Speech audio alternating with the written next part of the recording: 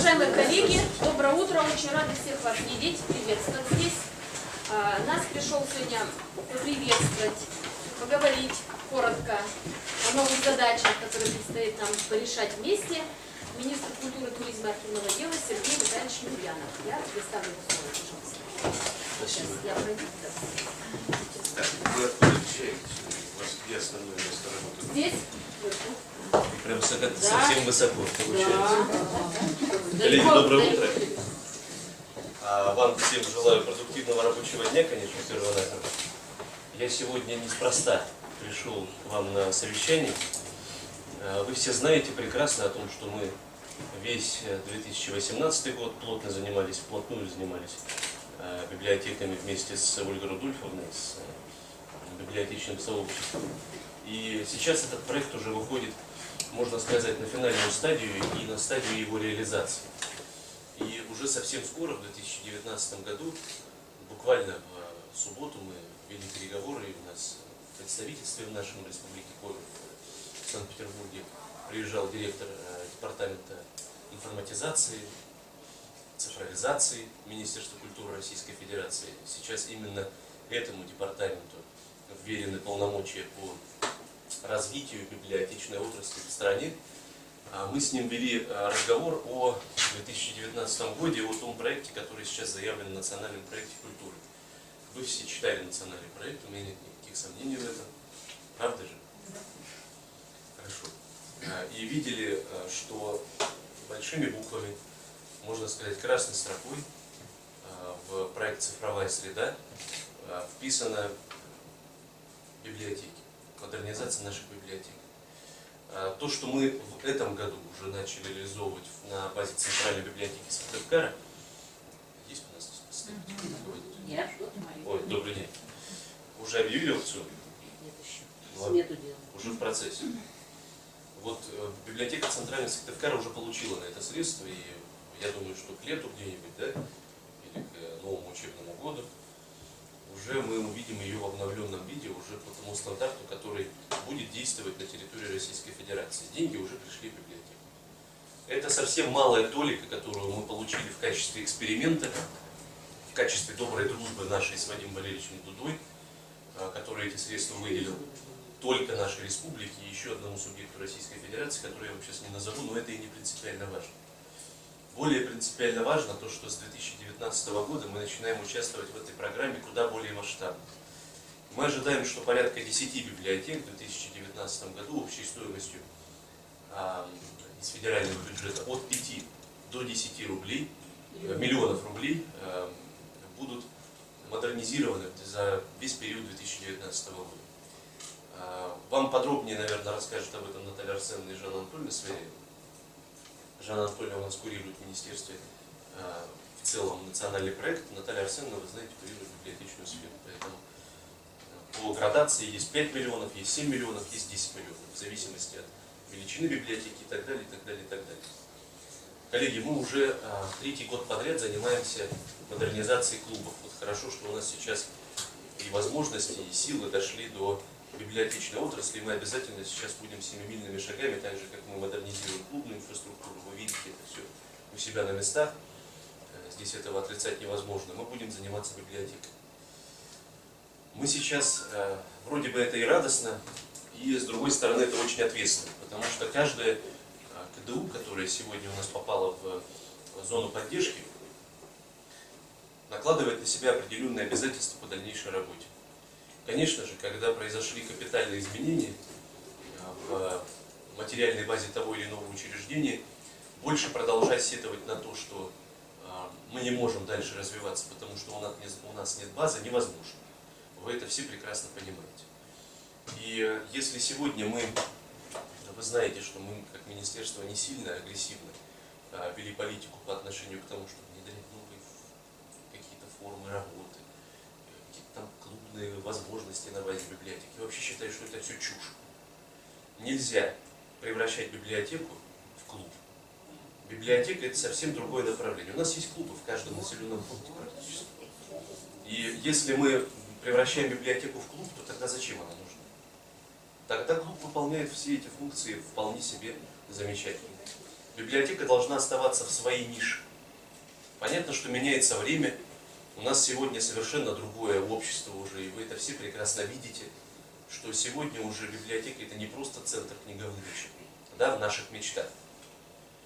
Но по факту мы сегодня немножечко застряли, конечно, в прошлом веке в связи с тем, какая у нас материально-техническая база. И мы не можем внедрять какие-то новые формы работы в связи с тем, что у нас нет возможности технически для этого. Да? И когда главы районов там нередко ко мне приходят, ваших районов, и говорят, что вы знаете, вот мы там библиотеки сейчас будем там соки выжимать, там надо, чтобы они работали, надо, чтобы молодежь, там, все там крутилось, вертелось. Вы знаете, пока мы денег не вложим, мы вот такого колоссального результата из этого не получим. Поэтому, уважаемые коллеги, со следующего года, в этом году мы начали, в 2019 году продолжим, мы будем работу эту вести в течение всех 6 лет действия национального проекта до 2024 года. Конечно же, мы будем вкладывать средства в библиотечную сферу, но мы и требовать будем очень много и очень сильно. В том случае, если обновляется полностью материально-техническая база, это и лектории, это и модные слова все, коворкинг-центры, коворкинг-зоны, да, для молодежи, это и зоны, где можно организовывать прямой эфир. Вы, наверное, все это читали, я это уже 150 раз рассказывал, вы все это знаете наизусть. Поэтому не буду повторяться. То есть это все на сегодняшний день современные возможности не библиотеки в том понимании, в котором мы привыкли ее видеть, а научно-просветительского центра, образовательного центра. Центр, который сегодня вполне себе может предоставлять какие-то дополнительные услуги в сфере образования даже. В том случае, если вы получите все эти возможности у себя на территории. Поэтому, уважаемые коллеги, завершая свой недолгий спич, именно для этого я сюда сегодня к вам пришел, чтобы и настроить на доброе будущее, нас ждут великие дела, и предостеречь с тем, что это налагает на всех, на нас и на Министерство культуры, на меня как на министра, который, поверьте, мы порой на пузе ползаем в Министерстве культуры и в наших курирующих учреждениях на федеральном уровне с тем, чтобы мы получили эти средства на уровень республики и мы реализовали эти программы. Накладывает определенные обязательства с тем, что мы должны оправдать все те ожидания, которые есть как у жителей в первую очередь. Именно они хотят, чтобы библиотеки преобразовались в качественном смысле, так и у тех людей, которые эти программы финансируют, а именно правительство Российской Федерации и Министерство культуры России. Поэтому, уважаемые друзья, я желаю вам успехов, Ольга Рудольфовна, вам такого двухдневного мозгового штурма вместе с нашими коллегами. До встречи, будем встречаться с вами на ваших территориях, обсуждать все те библиотечные учреждения, которые будут подлежать вот этим вот изменениям на 2019 год, последующие периоды. И в разрезе каждого этого учреждения будем встречаться и обсуждать его судьбу. 10 учреждений не так много, поэтому потратить по часу на каждое учреждение, это в силах каждого руководителя и вашей территории, и меня лично. Поэтому, коллеги, успехов вам! Год культуры подходит к концу. Мы много чего с вами сделали за весь этот период, это несомненно, за все эти пока что 10 месяцев, которые у нас позади, да, уже остается немного дней ноября, и совсем скоро уже мы будем закрывать год культуры 24 числа в Сыктывкаре. Это не значит, что мы с вами сворачиваем те проекты, которые мы начали реализовывать, и однозначно, что мы будем их реализовывать с новой силой. Это для нас был таким мощным заделом, который поможет нам с вами в дальнейшем и отстаивать свои интересы среди власть имущих на территориях и вместе с тем продвигать те блага, которые мы сегодня с вами предоставляем среди жителей наших с вами районов, наших с вами населенных пунктов, городов и сел. Хотел сказать с праздником, наверное, отчасти и с праздником, но успешной вам работы, хороших вам 2 дней плодотворных. Всего вам хорошего.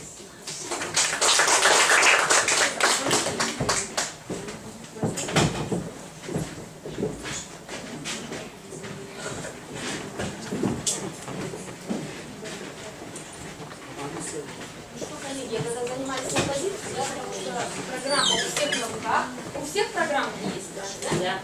Все видите, все знаете.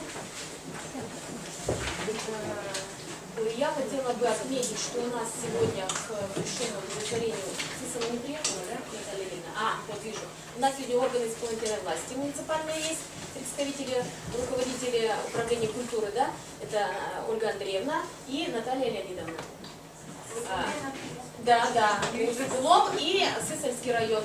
Приветствую, всячески одобрям, потому что очень важные, вы знаете, судьбоносные на самом деле на уровне федерации. Вот министр говорит, и для нашей территории тоже принимаются решения, которые действительно поменяют в корне нашу с вами жизнь.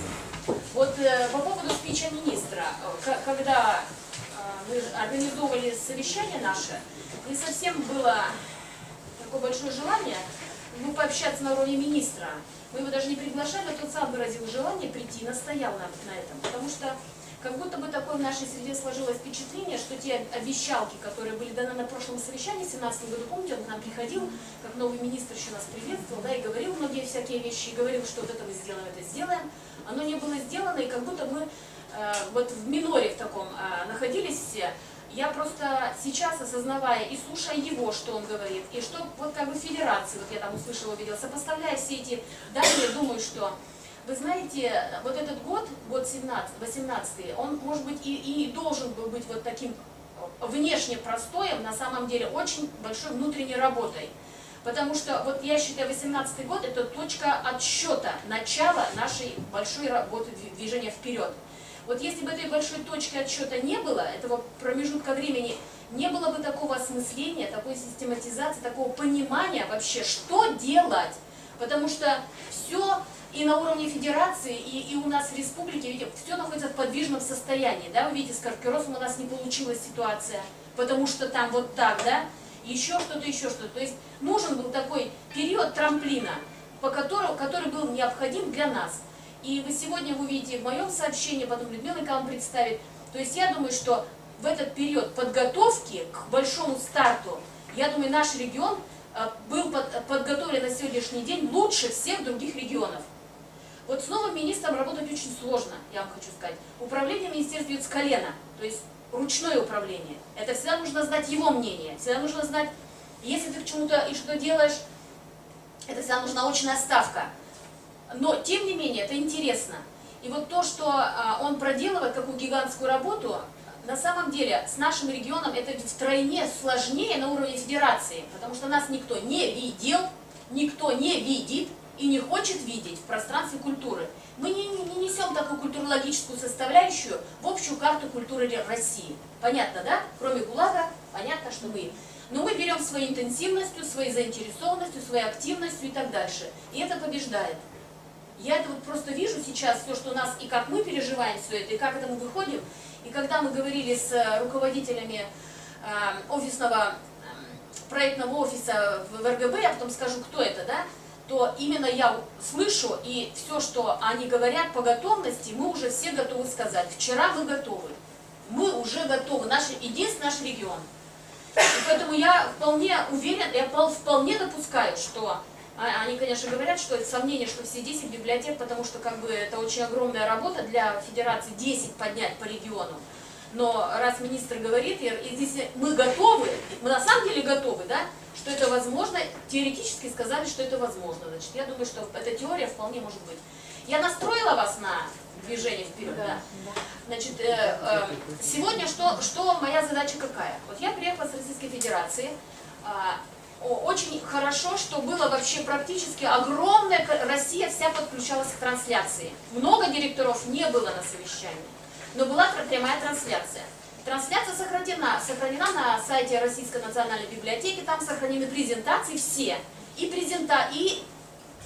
тексты, то есть есть трансляция речи, то есть можно сопоставить, найти презентацию и словесное выступление само в полном объеме, да, полным текстом.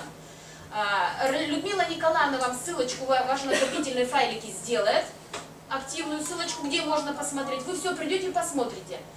Поэтому моя задача не была пересказывать.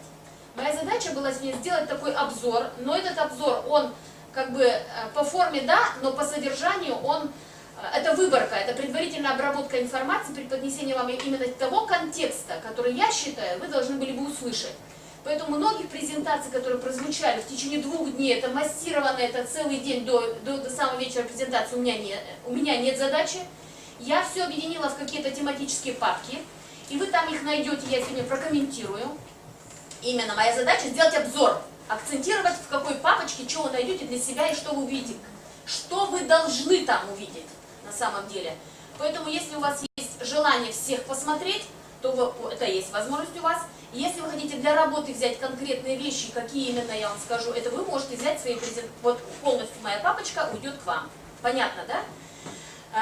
Еще один момент, может быть, я чуть задержусь, хотя вот я вчера для коллег сделала за 40 минут, но это был темп очень быстро телеграфный. Я постараюсь не очень, наоборот, торопиться, а как-то спокойнее, у нас немножко время есть, мы сделали каждое сообщение с заделом времени, и поэтому у нас отменилось одно мероприятие вечером, поэтому мы так плавно сегодня спокойно относительно работать будем, хорошо?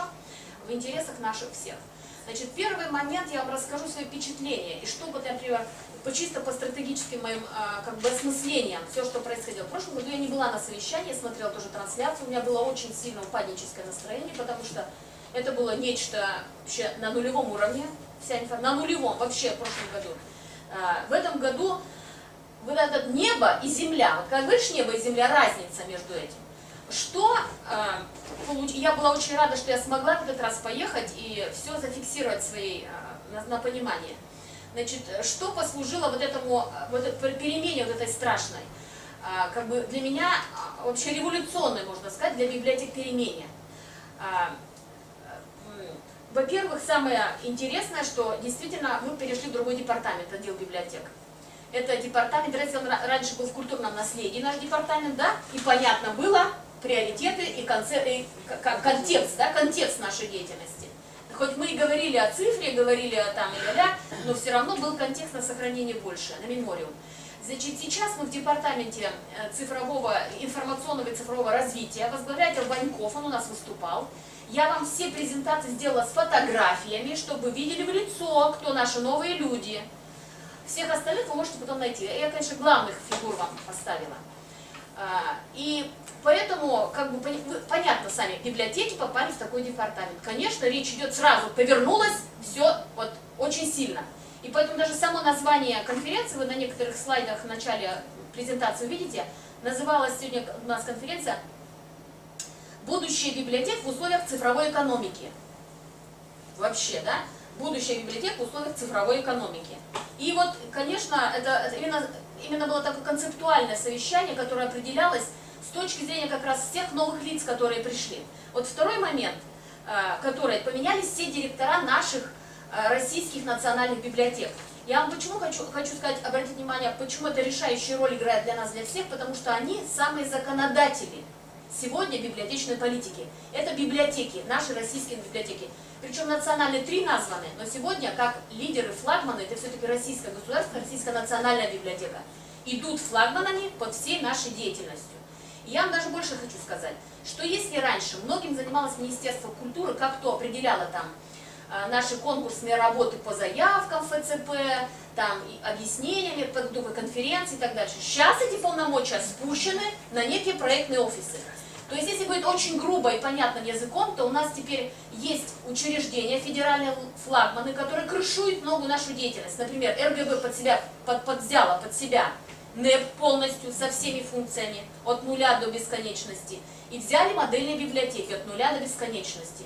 Там совершенно официально создан проектный офис, и названы люди, которые возглавляют, которые работают в этом офисе. И это именно вот этот факт сделал доступным к ним каналам коммуникаций. Это не министерство, где мы робеем звонить, узнавать так и так дальше. Это консультационный пункт, это проектный офис, это как раз точка коммуникации, где мы можем выяснять все наши непонятки, все наши дела и так дальше. Они очень доступны, в презентации я вам покажу, они все координаты свои сразу выкладывают, они доступны в общении, мы с ними общаемся и по электронной почте, и общаемся, и визуально общались, и многие вещи можно выяснять по своему региону. Это они в теме, эти люди, которые назначены, не в теме.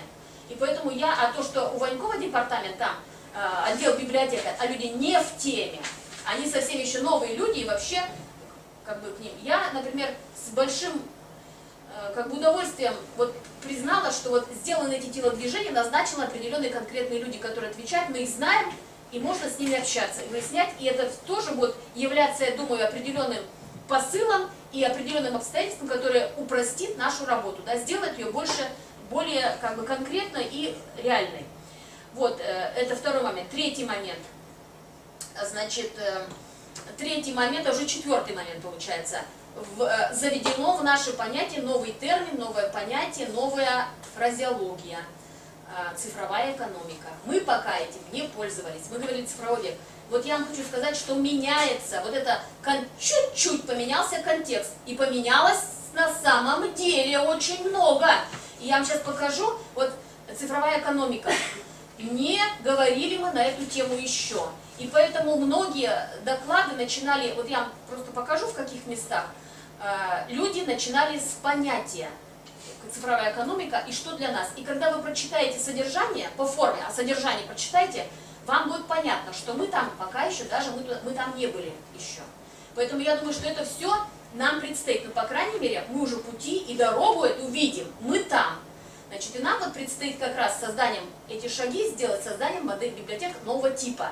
Что это такое будет? Вот это как бы след. И поэтому, когда вы будете видеть доклады там, на конференции, если вы больше, чем я, сделаете обзор для себя, да, то увидите тоже эко. У Племника есть у Александра Ивановича гениальное совершенно выступление было, оно мне не вошло сюда, потому что оно наукообразное, это университет Санкт-Петербургский, но у него именно в докладе звучит библиотеки в эко там системе. Эко – это не экология.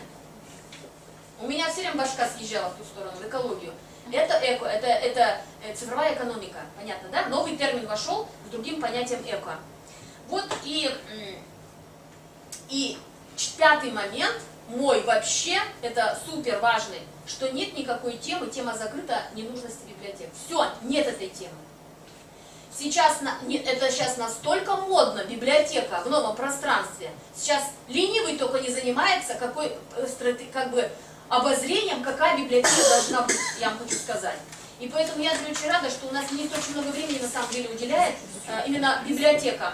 Мы с ним часто встречаемся. Я хочу вам сказать, что ни одного не было случая, когда я попросилась к нему на предмет, я вам еще раз говорю, это ручное управление, пока я не услышу его мнение по поводу того, что мы делаем, я не могу дальше двигаться, потому что у него всегда свое представление. И ни разу я не получила отказа. Мы всегда находили возможность встречаться, и поэтому я думаю, что и у вас тоже должна быть такая ситуация. Он доступен, он правильно, он про это сказал. Поэтому я думаю, что и органы исполнительной власти нужно пользоваться этим моментом. Он готов сегодня к диалогу, поэтому давайте обсуждать с ним, потому что мы все недопонимания на стадии начала работы должны решать, а не когда мы уже что-то сделаем, потом ему доказывать. Ему доказывать бесполезно. Поэтому давайте вот так и работать будем. Эффективная, конструктивная, понимая две стороны. Я вам сейчас покажу, начну я, пожалуй, вот, видите, выделила папочку компетенции. Я же, понимаете, у меня как бы двойная вещь. Я работаю на наш коллектив и работаю на вас. Поэтому что-то в этой папочке есть для наших специалистов, но может быть и для вас. Это именно какие компетенции нужны в эко, цифровую экономику, да? И поэтому я начну, есть очень интересные сообщения, но вот я, пожалуй, вот открою вам. Вот это лицо, новое лицо в Ленинке, это учебный центр Ленинки. Я хочу сказать, что вот шестой момент такой, который новые директора привлекли с собой команду очень компетентных людей на те участки, которые для библиотеки были неизвестны, и которые библиотека самостоятельно сейчас осмыслить еще не может, а есть готовые структуры, которые привлекаются. И вот этот как раз человек, который пришла из бизнеса, занимается всю жизнь. И интереснейшее у нее сообщение, на самом деле оно может быть сложное, но она начала, что половину презентации, там много слайдов, 43 что ли, вот я вам покажу только половинку, остановлюсь только на понимании. Она сделала такой экскурс, что такое вот на понимание смысла, да? Вот это мы находимся здесь, и сразу видно, она сразу структурирует нам наше понимание и знания, новую информацию по поводу, что происходит в мире, что постиндустриальная экономика, мы с вами это знаем, мы говорили, что знания коммерциализируются, да, и все новые направления сейчас и ВВП, и преференции государств выстраиваются на основании новых знаний государства, да, у народа, который владеет и которым пользуется. Вот цифровая экономика, она дает вам, полностью разворачивает информацию, дает понимание, ссылки делает, это не наше, и не ее, и не мое, да, это есть сегодня как... Я говорю просто, я грубо, вы не обращайте внимания, я просто вам делаю параллель, чтобы было понятно, как у нас ручное управление происходит у нашего Министерства культуры, у нашего министра, так и у страны происходит. То есть говорит президент, и страна буквально выполняет его указания. Понятно ведь нам, да, что происходит? Поэтому все, по крайнем случае, всегда говорят, делают ссылку, и всем понятно, что всем надо выполнять то, что говорит президент. Вот такая установка. И поэтому вот еще раз его выдержка, и дальше уже, видите, правительство подтверждает, да, и поэтому мы работаем дальше, и здесь уже идет разворачивание и на понимание смыслов, как закреплено на уровне государства понимание цифровая экономика по целям, по задачам, по сегментам, и даже индексы цифровой грамотности, даже есть показатели, которые будут присутствовать в степени оценки, да, движения вперед или назад. Вот, пожалуйста, характеристики цифровой экономики. Я вам говорила не зря. Вот эти тренды, вы сейчас прочитаете символы, и вы сразу видите, что нас там еще не было. Да? Вы понимаете, что вот эти категории, которые экономические, промышленные и так дальше, новая техническая революция, четвертая техническая революция, они для нас были пока еще недоступны, мы еще там не бывали. И вот, пожалуйста, наша задача здесь. Почему библиотеки так модно? Потому что без библиотек-то куда?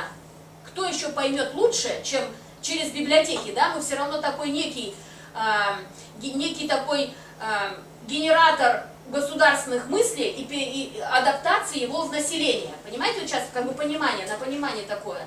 Именно цифровая грамотность все меняет. И вот, пожалуйста, она тоже раскрывает вам, какие изменения в обществе, да? Очень структурирует и прямо схематично вам показывает, и очень понятно все становится система координат в этой как бы цифровой экономике для нас. Понятно ведь, да? Все, что происходит. И вот вы посмотрите, вызов в системе. И она, пожалуйста, все вам говорит здесь в системе компетенций. В каком направлении мы с вами должны двигаться и так дальше. Образование для цифровой экономики. И она говорит, последним слайдом я закончу, 10 трендов развития библиотек по версии РА-новости. Пожалуйста, все тут уже для библиотек может быть ориентацией для моделирования как бы, библиотек. Да? Больше я здесь не останавливаюсь, вы смотрите дальше и думаете, что эти три презентации, в принципе, они с разных точек зрения, и все три презентации умнейших людей. Пилка, например, Ирина Семеновна сейчас участвует во многих вещах, она именно с ее помощью вырабатываются профессиональные стандарты, новые наши профессии, которые там, ну, где-то у Ванькова там есть, потом мы увидим с вами. Значит, вот концепции. Следующая папочка концепций. Я хочу вам сказать, что на самом деле только ленивый не походил и не поговорил про поводу стратегии развития библиотек будущего. Все практически моделировали наше будущее. И здесь я приложу вам две такие интересные очень презентации. Ваньков. Во-первых, я вам знакомлю вас, знакомьтесь. Это Ваньков. Вадим Валерьевич, полный тезка Дуды. Всегда путают их, но тем не менее это наш новый руководитель. Я вам хочу сказать, что он очень понравился, между прочим, потому что он делал плие с библиотеком, и когда он, значит, свои, вот его сообщения, цифровой экономики, он тоже попытался, я не покажу вам целиком, вы это увидите, я вам только, опять же, видите, пальчиком наш президент нам говорит, что надо делать, опять он говорит немножко, очень коротко, схематично про цифровую экономику, потому что это точка отчета для любого государственного деятеля с точки зрения развития библиотек, это отправная точка, я вам еще раз повторюсь, я много раз буду повторяться, просто я акцентирую ваше внимание. Я просто знаю, что с первого раза слушать очень сложно. Вот я послушала на совещании, да, потом я приехала домой, и мне нужно было снова посмотреть еще раз все совещание, потому что оно не укладывается именно в тех контекстах. Поэтому я предупреждаю, с первого раза не все уложится. Вы приедете дома и еще раз сядете тихонечко, и все посмотрите и послушайте. Значит, вот тут в этом слайде нам что важно? Вы должны понимать, почему именно даже раньше не могло это произойти, вот такое осознание роли библиотек. Потому что только в последние 2 года 90% всего информационного обвала приходится за последние десятилетия, за последние 2 года. И именно так сильно поменялись системы координат вообще в нашей деятельности. Именно они, вот именно это последние вот буквально 2 года. И даже нельзя об этом было говорить раньше. Поэтому именно библиотеки с точки зрения... Вот я остановлюсь на этом кадре, значит, Ваньков дальше рассказывает, какие библиотеки он видит. Он там рассказывает про НЭК, про модельные библиотеки, тоже обзорно. Поскольку я там дальше остановлюсь в развернутом варианте, поэтому я его сейчас дальше не листаю, но я остановлюсь на этом кадре. Я хочу вам сказать, что на самом деле прогнозирование это дело очень неблагодарное. И как раз вот он говорит о том, что вот был фильм, помните, да, много ли состоялось за эти столько много лет. И вот я теперь здесь зайду, уйду с этой презентации, вы потом с ним познакомитесь, а я вот на эту презентацию зайду, она очень коррективная совершенно, это бывший экс-директор Российской национальной библиотеки Лихоманов Антон, да, он нам сделал очень хорошую презентацию. Вот он сделал, как у него, вот каким видели библиотеки будущее 50 лет назад, и как мы видим его сегодня. Вот 50 лет нас прогнозируют, это к тому, что сегодня мы прогнозируем, а завтра не факт, что мы такие будем, да? Поэтому вот, это на самом деле лукавство такое, и он, значит, показал, вот были такие, мы прогнозировали, какие мы будем, да? Вот, пожалуйста, такие были компьютеры, такие залы, вот такая была вычислительная техника сложная, были ленты, были микрофильмы, да? И вот, пожалуйста, 16-й год.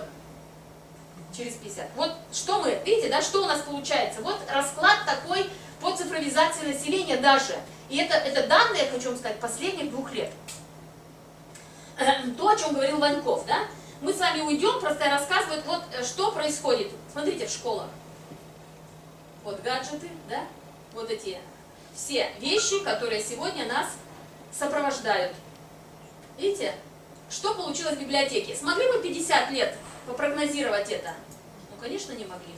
Поэтому вот здесь, значит, я с посыла Ванькова, а какой плес он совершил? Когда он в презентации своей говорил о том, что библиотеки, это, ну, сейчас тогда еще раз открою, покажу вам эти слайды. Значит, у него такой расклад есть. Готовы ли библиотеки? Он как бы вызовы, он спрашивает у зала, на эти вызовы, готовы ли библиотеки отвечать? И вот он говорит, это показывает, что у нас его представление. Библиотека будущего, вот она такая, да? И вот тут замена комплектования библиотек новыми книгами. И тут же он сказал, да, я повторяюсь, ребята, как же министр сказал, это не значит, что не будет документных книг в библиотеке. Этого не будет никогда. Книги всегда будут в библиотеке. И весь зал, как бы, аплодисментами поддержал его, и он купил наши все сердца сразу. Значит, хотя у него презентация, видите, вот это, да, цифра есть, но поскольку мы контекст, все представляют контекст современности, да, то, что нам надо менять. Там-то мы уже побывали, а тут-то мы еще не были. Поэтому я вам следующий покажу, до того, как бы сказать еще про нужные очень вещи, я вам покажу очень интересно, так вот это лицо, Ирина Петровна Тикунова, она возглавляет, ну, очень длинное название у нее должности, она просто руководит в РГБ. Туда она руководит, там вся методическая служба объединена под одним крылом у Ирины Петровны. Там и памятники, и вся наша связь с регионами, все теперь под ее крылом. Она кандидат наук, пришла с Архангельска, замдиректорства пришла к нам оттуда. Она у нас была дважды в регионе, читала нам лекции, но сейчас она выросла, видите, как сильно. Она сделала очень интересный доклад. На самом деле, прежде чем нам делать стратегии и концепции наши собственные, да, потребовалось очень правильно, как бы по смыслам очень правильное совещание выложилось. Она нам дала краткий обзор, а что у нас с этими стратегиями происходит. Что в результате стратегии каждый из нас планирует. На уровне региона, на уровне России, на уровне международных стран. И вот она сделала такой обзор очень интересный, с моей точки зрения, потому что мы, по крайней мере, представляем вообще, что мы себе планируем, да? Есть ли отрыв от того, что мы планируем, от тех посылов, которые нам руководят, государство. И вот у нее здесь, вот она делает как бы такую поясниловку, и даже она разворачивает свое сообщение, она показывает несколько документов, которые она взяла за основу обзора, чтобы погулять по содержанию, да, и несколько субъектовых стратегий развития библиотек. И она приводит тут пример концепции, ну, стратегии, я как бы пока равенство делаю для нас с вами, отдельных субъектов, и она анализирует, называет и анализирует, и потом она говорит, что все-таки туда выходит, да, вот, что оттуда из этих выходит, какие цели, задачи, миссии поставлены. И она делает такой анализ. Видите, какие они делают, да? И я думаю, что все концепции и стратегии для людей, которые будут заниматься управлением вот этого дела, надо посмотреть, а мы-то вообще что там, какую цель ставим, и сходятся ли эти цели, которые мы, миссии и задачи с теми, которые перед нами поставлены. И вот цели, задачи субъектовых таких стратегий. И она переходит, а что против зарубежным странам? Ну, берет Финляндию. Вообще, тему Финляндии, библиотечную Финляндию брать модно, потому что я еще не уехала с времени, да, ведь? Нет, ага, я тороплюсь. На самом деле, спокойнее. Финляндия, потому что сегодня у нас законодатель моды в библиотечном деле всегда была Финляндия, она ею остается. Маленькая страна, это вообще европейский центр библиотековедения с точки зрения визуализации подходов, роли места библиотеки в обществе, это Финляндия. Превзойденных пока нет. Значит, что они? Вот они делают, почему и брать очень интересно. Вот они какие задачи интересные ставят. Посмотрите. Политика доступа к знаниям и культуре, движение вперед. Они даже так оригинально называют все эти посылы, у них такие слоганы есть. Вот, их постулаты, это камни или как киты, на которых выстраивается библиотечное строительство Финляндии. Главная цель – это граждане. Да? Библиотека для граждан. Вот здесь на последней фразе я остановлюсь. Я не сказала о том, что нас в этот раз приветствовала президент ИФЛА, сейчас скажу, Перес Сальмирон Глория. Она была у нас, открывала совещание наше, приветствовала. И в общем смысл ее спича тоже был таков, что мы, весь мир и Россия, как я вижу, тоже по развитию, мы все должны служить гражданам нашего Отечества, гражданам. Мы открытая среда, мы для них работаем, и от нас, от профессионального сообщества зависит во многом, как будут выстраиваться государственные политики относительно интересов граждан. Библиотеки должны выстраивать и проводить такую политику, которая бы была интересам граждан посвящена. Понимаете, не ради библиотек, учреждений, а ради граждан. Что они получают от того, какие мы есть. Понимаете? Не самоцель нам развиваться, а для чего? Для того, чтобы еще быть более полезным обществу. Вот ее как бы посыл, я поэтому вот тут остановилась, и это интересно. Значит, Финляндия, вот, пожалуйста, разворачивается она дальше, в чем заключается возможность граждан, да? И вот, это очень интересно, интересные очень выводы. Посмотрите, я никогда бы не сказала мужество, обалдеть. Вообще, то, что они выводят, это вообще Финляндия, Норвегия, вообще эти скандинавские страны. Вот у нас будет, если второй культурный форум, к нам приедет Норвегия, рассказать, какую у них новая, у них такая сейчас фишка в развитии, новая точка отсчета развития библиотек в Норвегии. Маленькие такие провинция, которая очень характерна для нас, тоже малонаселенная, маленькие поселки, североарктические, да, но такая фишка для развития, мощная, как оказалось, это образование на протяжении всей жизни, например, да, а у них вот здесь тоже. И в Финляндии ведь тоже есть это всю жизнь, там как-то они по-другому немножко называют, но как бы вот это как бы цель, главная цель библиотеки, главная миссия библиотеки, да, и она разворачивает значение и понимание с точки зрения стратегов Финляндии библиотечных, каждое понятие. И вот, пожалуйста, такая статистика замечательная, и вы сами знаете, вы были же в Финляндии, в какую библиотеку не зайдешь, там всегда сколько людей. Мама, не горюй, да? Нам и не снилось, у нас на мероприятия столько, а у них каждый день столько. Очередь еще не открытая, библиотека уже стоят с сумками, одетые, ходят свободно, совершенно все делают, все, что им надо. Они пользуются библиотекой как своим домом. Они совершенно открыты, не раскрепощены, они пользуются всем, что там есть по полной программе. Они что, молодцы все. И вот показывают, вот очереди, которые, видите, детки даже там стоят. Китай. Она привела пример Китая, ведь очень развивающаяся страна Китай. И очень много сейчас интереса, глаз приковано к развитию Китая. Я хочу вам сказать, что даже в нашем регионе мы почувствовали по нашим мероприятиям, когда мы проводим вот эти тематические выходные дни, у нас очень много в городе изучающих китайский язык и интересующихся китайской темой. У нас полные залы людей и полный день воскресный, когда мы, например, делаем, вот у нас тема была Китай, Восток и Китай. И мы несколько раз повторяли эту тему, и вот сейчас у нас делегация была, будет сегодня, да, делегация китайская, и будет потом последующее обсуждение возможных точек пересечения на сотрудничество, и у нас есть несколько предложений на китайскую сторону работать.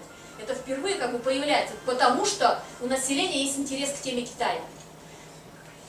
Раньше мы не могли. И тоже динамика очень интересна. Видите, тоже информационная компетенция, грамотность цифровой, да, тоже так же, как у нас все. И еще Колумбия.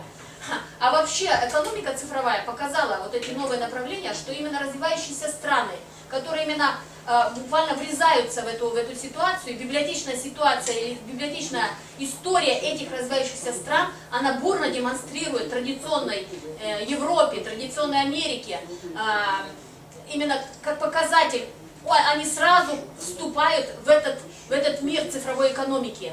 Если у них раньше, как у нас была очень большая длинная пауза, да, что застряли в этом процессе, то они прогрессы эти делают значительно быстрее, чем, потому что, я говорю, переключаться, например, в Европе, искать новые тренды в Европе сложнее, чем сразу эти тренды получать и развиваться в самом нужном направлении. Вот она приводит Колумбию, город Медельин, очень небольшой городок, я вам сейчас там дальше вы увидите, вот такие небольшие, и вот посмотрите, какие небольшие городки, да, вы видите, что там, какие домики стоят.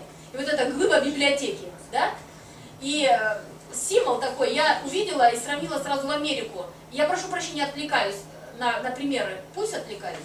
Вот я когда ездила в Америку, да, каждый из нас, американцев, делал презентацию своей республики библиотеки. Я когда там свою презентацию мою чуть наступила, показала нашу карту, республику, ее виды немножко показала, да, и когда рассказала, значит, а потом сложилось впечатление, они ко мне подходили и говорили, я так понимаю, они представили себе, значит, тундру, снега, стоит небоскреб, наша библиотека. И вот к этому небоскребу на оленях все скачут. Абсолютно. И я когда эту картинку увидела, думаю, боже мой, вот как бы этот слепок, да, как бы вот люди видят, такое не сложилось впечатление, что мы такая библиотека небоскреб, там среди тундры стоим, все они на оленях тут скачут. Но вот тем не менее, я просто из этого смешного такого примера случая приведу. Вы, короче говоря, посмотрите эту презентацию, она очень интересная, и я думаю, что будет очень полезно. Значит, теперь Ирина Петровна как бы дала нам такой обзор. Затем я бы хотела вам показать, что у нас в России происходит и вообще как, кто что думает и кто как представляет. Значит, во-первых, два сообщения хотела показать. Первый, все-таки я вам показала Ванькова, органы исполнительной власти, да, я вам покажу Гусева, которая с ней исполняет волю тоже государственную, она была заведующая отделом библиотек Министерства культуры, сейчас она там как бы под крышей РГБ, да, у нее вот именно эта стратегия, наша новая стратегия развития, она вот ее будет, я буду ее показывать. А вот у нас еще есть наше профессиональное сообщество РБА. У нас поменялся не только директора, у нас поменялся президент РБА Афанасьев Михаил Дмитриевич, он представил свое намерение, он не представил, он просто сказал, что вот его лицо, вы знаете, он у нас был, дважды был, на конференции мы с ними тоже общались, на предмет его, кстати, его выступления, я-то, как бы, вот есть проблема там в этом сообщении, для меня лично я ничего не буду говорить, он просто сказал, что делает РБА, предлагает свою идею концепции развития библиотек будущего, да, и он примерно структуру, по которой будет составлена вот эта концепция, да, он представил, ну видите, 1, 2, 2, 1, значит, модели библиотек, там у нас роль, модели, то есть роль это вызовы времени, на которые мы реагируем, да, своим моделированием, модели, которые сейчас во множестве присутствуют, кадры, которые, конечно, будут развиваться, и условия, необходимые для достижения вот, новых этапов развития. И он вывел тут как бы проблемы, которые препятствуют такому как бы активному развитию. Я вам хочу сказать, что в отличие от того, что новые директора, я повторюсь, это мое личное мнение, значит, директора пришли совсем новой формации, национальных библиотек, они пришли из века цифры, из другого века, да, они нам демонстрируют свои фишки. РБА под руководством Михаила Дмитриевича, как бы сразу было видно некоторая архаичность его представления, стратегии, вот этой концепции. И я хочу сказать, что я ему сказала об этом там кое-что, и другие тоже сказали, что не совсем вот его понимание сегодня подходит под стратегию, оно больше как план работы подходит, да? Но он принял это замечание, я хочу сказать, что состоялось правление РБА в кулуарах, и я знаю, что от членов правления, знаю ситуацию, что работа над стратегией распределена сейчас по членам правления. То есть немножко другая будет работа проходить, и я думаю, что нам будет представлен на наше профессиональное обсуждение тот документ, который действительно должен быть родиться. Но он должен родиться действительно стратегическим, по направлению, по содержанию и так дальше. Вот поэтому я сильно не призываю вам обращаться на это, потому что там работа, вернули работу на доработку, да, деятельность, эту презентацию, эти намерения. А я вот предлагаю вам посмотреть сейчас Гусеву, что она говорит. Вот Евгения Николаевна, видели кто-то ее, может быть, видели в Крыму, видели на совещаниях, она выступала. Очень интересная личность, которая от нас, библиотекарей, выдержала очень многое. Я думаю, что мы ее терзали бесконечно, и она вообще была объектом. Удивительная личность, которая вызывает всегда огромное раздражение у директорского корпуса.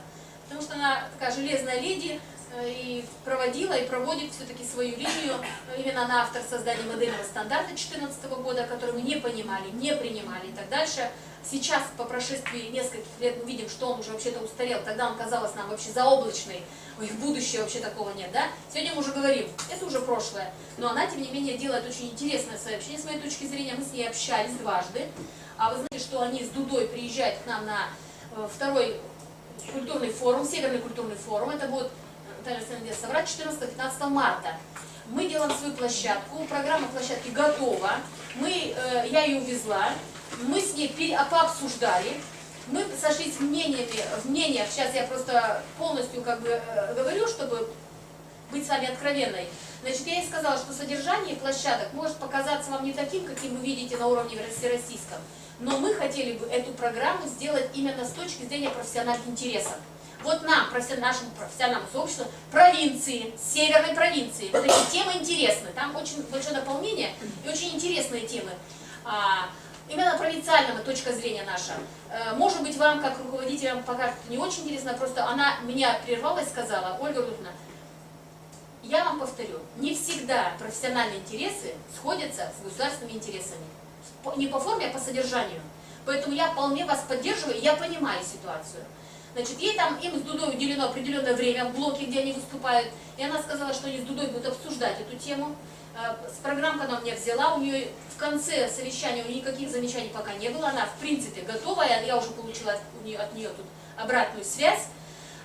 Мы пообсуждали с ней будущее модели библиотек нашего региона, 10, она сказала, теоретически вполне возможно, и вы мне сказали, теперь я буду думать в этом направлении. Они еще более подробно приедут и расскажут нам про вот этот национальный проект. У них такая задача в марте, нам еще развернуть эту тему. Я думаю, что, учитывая, что сейчас все это очень подвижно, да, может за несколько месяцев еще как-то определиться территория, ситуация, потому что я дальше буду говорить, там директорский корпус сделал несколько замечаний по намерениям по этому нацпроекту, и они прислушались, и она мне, как раз мы это обсуждали, там, вилки надо сделать и так дальше. И вот что она говорит, вот Гусева и ее сообщение, кто будет делать свою стратегию? Вот это такая шпаргалка, шпора по полной программе, вообще 200%, для всех органов, для всех вас. Она делает такой расклад, который вас сориентирует, систему координат запросто даст в ориентации, где мы и что мы. Вот посмотрите, все ссылаются на указ президента, да? Ссылаются, так? Дальше. Ее задача была показать, что мы стратегию должны выстраивать не только на уровне наших профессиональных знаний, интересов и ведомственных интересов, культуровских. У нас в библиотеке прописаны в массе, как оказалось, в 15 документах смежных ведомств, других ведомств и на общем уровне еще. И она все развернула это, не культурных и не библиотечных, понимаете, да, документов государственных, которые пойдут к нам как желалки на исполнение. Мы должны это понимать, почему они оттуда приходят. В их документах стратегических мы прописаны. Очень исключительно. Вот смотрите, она пишет, разрисовывает там структуру документа оборота, именно нормативно-правовой документации, как она развивается, как происходит вот это вот все стратегическое планирование. Дальше она рассказывает нормативно-правовые акты для библиотек, которые существуют общие, в смежном законодательстве и в отраслевом законодательстве. Дальше разворачивает, говорит участники процесса, кто на каком этапе, поэтому каждый из нас может найти, на каком этапе мы участвуем и на каком этапе включается общественное слушание. Видно, понятно, да? Дальше разворачивает, рассказывает нам. Итак, она говорит, и делает там, еще раз структурирует на понимание смысла, да, этой работы по стратегическому планированию. Дальше показывает еще в другом разрезе. Это разный уровень планирования этих документов.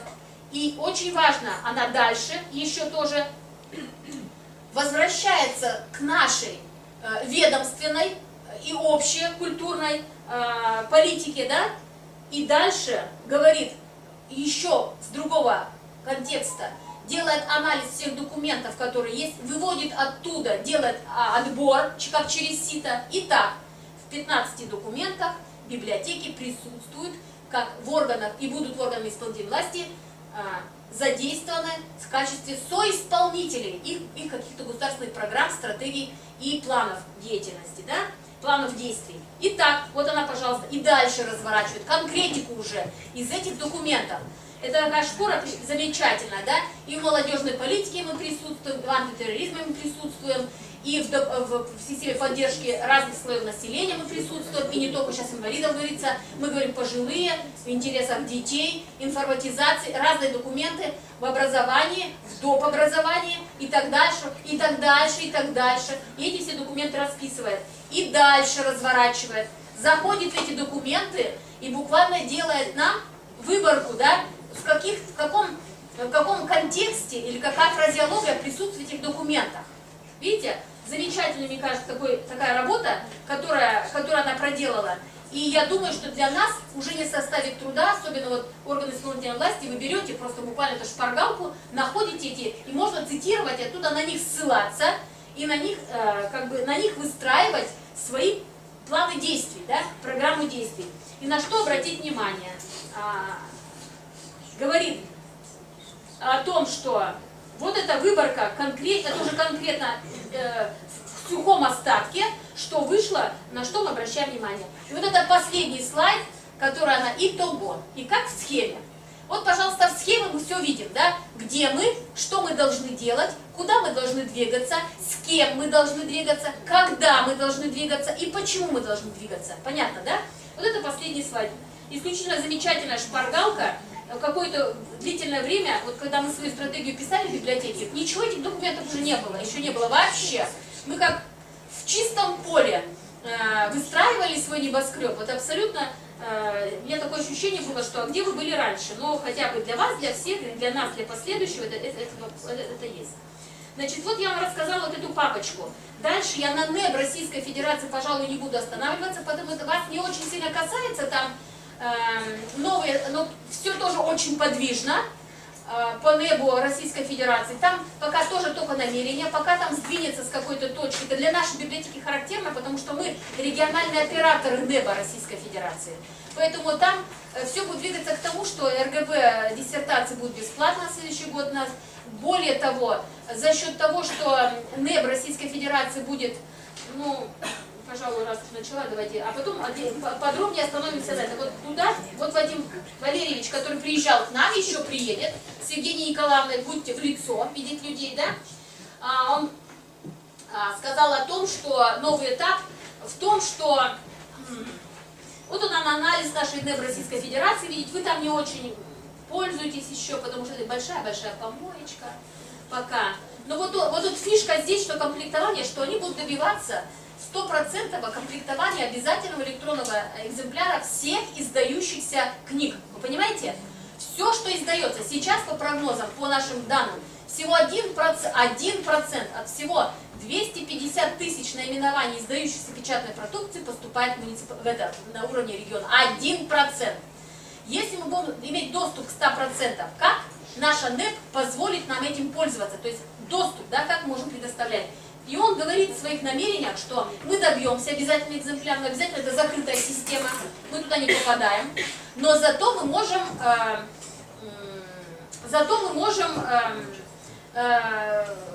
использовать через какие-то другие возможности. Оператор РГБ, НЭБа, да, приоритетные темы, эксперты и так дальше, отбор. Вот, он там у него в предыдущих сайтах описан процесс, как будет проходить это будет. Да? И вот и что добивается, что 5% высокая часть списка для покупки и свободного доступа, 5%. Мы имели доступ к одному, сейчас будет доступ к 5% свежей, всей издающейся на территории России издательской продукции. Значит, 25%, но это вот они начинают, точка отсчета только начинает еще. Доступ с оплатой по факту за счет бюджета.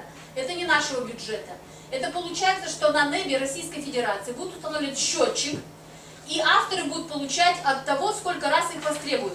Это будет бюджетное ассигнование, которое будет оператор российской НЭБ получать, и мы только будем доступ иметь туда. И отчисления уже будут туда иметь. 25%. Прибавьте 25 плюс 5, 30%. То есть какими-то условиями 30% всей издающейся продукции свежей мы будем иметь. Представляете, какая светлое будущее, да? И 75% и более будут доступны у нас с оплатой по факту за счет пользователя. И там еще будет очень интересная машина работать. Он показал или кто? Во! Я не знаю, что будет в регионы спущено или нет. Там будет предусмотрено в региональных операторах НЭБа Российской Федерации предусмотрена печать по требованию. Вот такое за счет пользователя. То есть если он согласится оплатить единичное издание, то есть специально для него может напечатать книгу, которая ему нужна. Это то, что вот существует во всем мире, как новый дополнительный сервис пользователя библиотеки. Это можно сделать только через библиотеки, поэтому как бы здесь тоже такая преференция библиотека получает, как бы новый статус библиотеки сейчас, да, это доступ ко всем имеющим, это может быть сделано только через Родионов, он продолжил немножко мысль Дуды, я просто ухожу из этой папочки, потому что вам только для сведения послушайте трансляции, посмотрите презентацию. Я еще не опаздываю, да, Людмила Николаевна? Еще у меня есть время немножко. Так, ну давайте сейчас еще посмотрим модельные библиотеки, да? Вот, познакомьтесь, две презентации здесь. Конечно, вас всех интересуют модельные библиотеки. Значит, нашим оператором модельных библиотек теперь выступает РГБ. Вот у нас есть лицо, у этого есть Евгения Николаевна Гусева, как я сказала, и второе лицо это Детловская Анастасия Юрьевна. Она делает теперь Сыктывкарскую библиотеку, делает нашу библиотеку, у нас зал будет после ремонта, тоже по новому типу супер-пупер. Они делают, но это еще 20-й год, не такое близкое будущее, но мы с ней контактируем, потому что они нам дизайн-концепт делают, мы ее знаем. Знали ее как специалист в Гбиловске, потому что там Дуда был директором. Сейчас он свою команду к себе переводит, она уже теперь работает в РГБ и как бы долги свои по Гбилу дорабатывает. У нее очень интересное сообщение. Вот как раз в части модельных библиотек она немножко разворачивает, но я еще раз вам говорю, вот два человека, которые сегодня работают в этом проектном офисе. Значит, опять тоже ссылка на президента, понятно нам, да? Еще раз, пилотная стадия проекта, вы видите наш Сыктывкар здесь уже. Ко мне люди подходили, господи, никто не видел, что за провинция Республика Коми, на экране все увидели. Боже ты мой, Сыктывкар попал, Коми Республика попала, ай-яй-яй, ой-ой-ой, как это вы так смогли? А вот смогли, да? Поэтому вы тут есть. Значит, вот такой привод она привела до модернизации, после модернизации, что у нас происходит. На примере детской модельной библиотеки поселка Лиман. Она еще дальше развернула эту тему и показала нам, для всех, особенно органов исполнительной власти, должно быть видно показательно, что было и что стало в разделах направлений деятельности, в разрезе новых услуг, сервисов и в разрезе среды, которая новая становится совершенно в результате создания библиотеки нового типа. Понятно, просмотрели глазами, дальше обращайтесь внимание. Так, итак, что нам предстоит? 660 библиотек за 6 лет сделано будет. Она тут обращает внимание. Видно, что должны сделать на уровне федерации, на уровне субъекта. Субъект-муниципалитет, потому что будут создаваться библиотеки на муниципальном уровне. Понятно, субъект имеется в виду, муниципалитет. Это все понятно, что основное, они говорили, обращайте внимание, это ремонт. Книжные документы, 1000 экземпляров книг, 2000 экземпляров книг. Я помножила, получается 2 миллиона, что ли. 500 книг, если умножить на 2000 экземпляров. 2 миллиона книг вам нужно будет выдать, если вот вы будете делать модельную, если вы пойдете в список, это ваша будет обязанность. Это ремонт, и все остальное, 5-10 миллионов, это дает федерация на разные другие вещи. Я хочу вам сказать, что по вопросу, Людмила Николаевна, нашли вы, нет, паспорт модельной библиотеки? нацпроекта культура. Нацпроекта. И там есть библиотеки. Потому что дальше Басов разворачивает, тоже следующую презентацию покажу, что это такое будет и как это будет делаться. Да? И вот, значит, такие намерения, 660 будут в таком разрезе. Ежегодно 110 муниципального уровня библиотек и 30 межпоселенческих библиотек будут модельными в Российской Федерации. Вот у нас список сейчас составляется, он будет происходить на конкурсной основе. Мы также пишем проектную заявку от региона.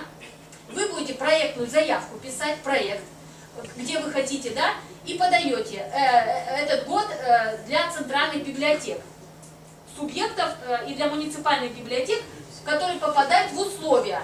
А там условия у них это площади там до 200, до 100 и до 500. Да, вот 200-500. Вот сейчас, значит, мы поправку сделали. Все стали начинать от Дальнего Востока и кончая нас с арктической территории заявили, у нас днем с огнем такие библиотеки найти, муниципальные 200 метров. И они обещали, что они вот эти вилки поставят. Не жестко 200, например, до, так, от до, да, и тоже теперь 500 центральные библиотеки, они тоже в большинстве больше, чем 500, но меньше, чем 1000. Они тоже вилочки поставят такие, и поэтому будет более, как бы, я думаю, что приемлемо. Ну вот, за 6 лет 660 библиотек, и дают они контакты. Вы как раз там можете увидеть эти контакты, которые проектного офиса, и можете с ними контактировать, если это вам потребуется. Я думаю, что пока на этой стадии они пока еще не загружены и могут говорить. Вот по поводу, если РГБ взяла под свою крышу, значит, по форме, модельная библиотека по форме, да, то Российская национальная библиотека сделала предложение, чтобы быть таким опорным офисом по содержанию этих библиотек. То есть методически, да, кто это, что это там будет. И вот обеспечение Басов, сообщение Басова, я считаю, нормально, очень хорошее сообщение, именно он разворачивает и предлагает, я вот не знаю, не будут к вам прислушаться, нет, надо развернуть ситуацию наоборот. То есть сделать пока предлагают 480 поселенческих, он предлагает наоборот сделать вначале все центральные модельными, а потом уже начать, а меньше сделать поселенческих. Почему? Потому что он считает, что вот он делает анализ, видите, такой, это, кстати, орган власти очень полезно почитать анализ состояния сети муниципальных библиотек, да, он очень неблагоприятный прогноз делает. Опыт создания у нас 26 или 28 в регионе, вы не приведите, 26 моделей библиотек в нашем регионе, можете сразу себя нашу библиотеку, наш регион поставить в ряду, вот этих мы где-то так в серединочке, да, находимся. И вот это очень важно с левой стороны от вас, да, все-таки центральные библиотеки межпоселенческие, он рассматривает как драйвер всего процесса, и поэтому он и говорит, что нужно вначале сделать центральные, а они будут уже драйверами для своих муниципальных библиотек. И поэтому, как бы вот, прислушается ли этот офис к его словам, да? И вот главное оболочку наполнить смыслом. И он предлагает эти поменять местами, да, гранты, укрепить и так дальше. Опять возвращается, почему драйвером будет, да? И по смыслу работать на смыслы.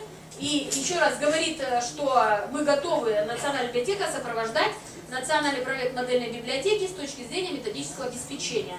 Я опять выхожу из этой папочки, потому что если у вас есть вопросы, Людмила Николаевна представит наш какой-то вариант регионального разлива, наше представление о модельной библиотеке региона, да, это тоже что-то подвижное, кое-что там, видимо, будет еще, может быть, будет. Мы с министром говорили о том, что возможно, мы подождем российского стандарта модельной библиотеки нового типа, а потом как-то будем утверждать наш. Но, по крайней мере, эта ситуация подвижная. Вот есть еще здесь папочка, я на самом деле не очень опаздываю, поэтому практически в своем времени.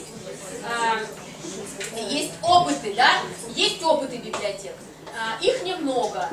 Вы там, когда откроете, если захотите побывать в трансляции, да, то вы увидите там много-много-много всего, я ничего не взяла, потому что мне показалось интересно только эти для вас и для нас. Тоже с точки зрения, почему такого опыта, мне очень понравилась библиотека сообщения Рогачевой, библиотека в цифровой Москве.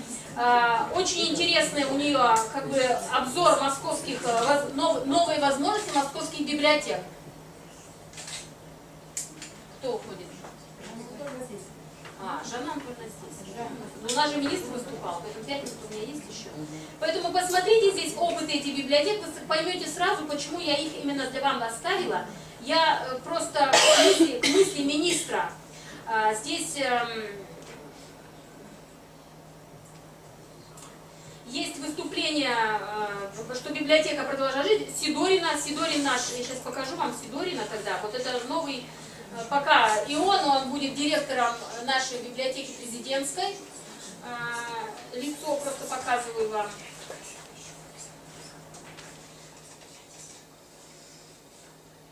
Выхожу отсюда и перехожу на 2 других сообщения. Мне очень понравилось выступление Ирины Борисовны Михновой. Вы ее знаете, она несколько раз была в регионе нашем.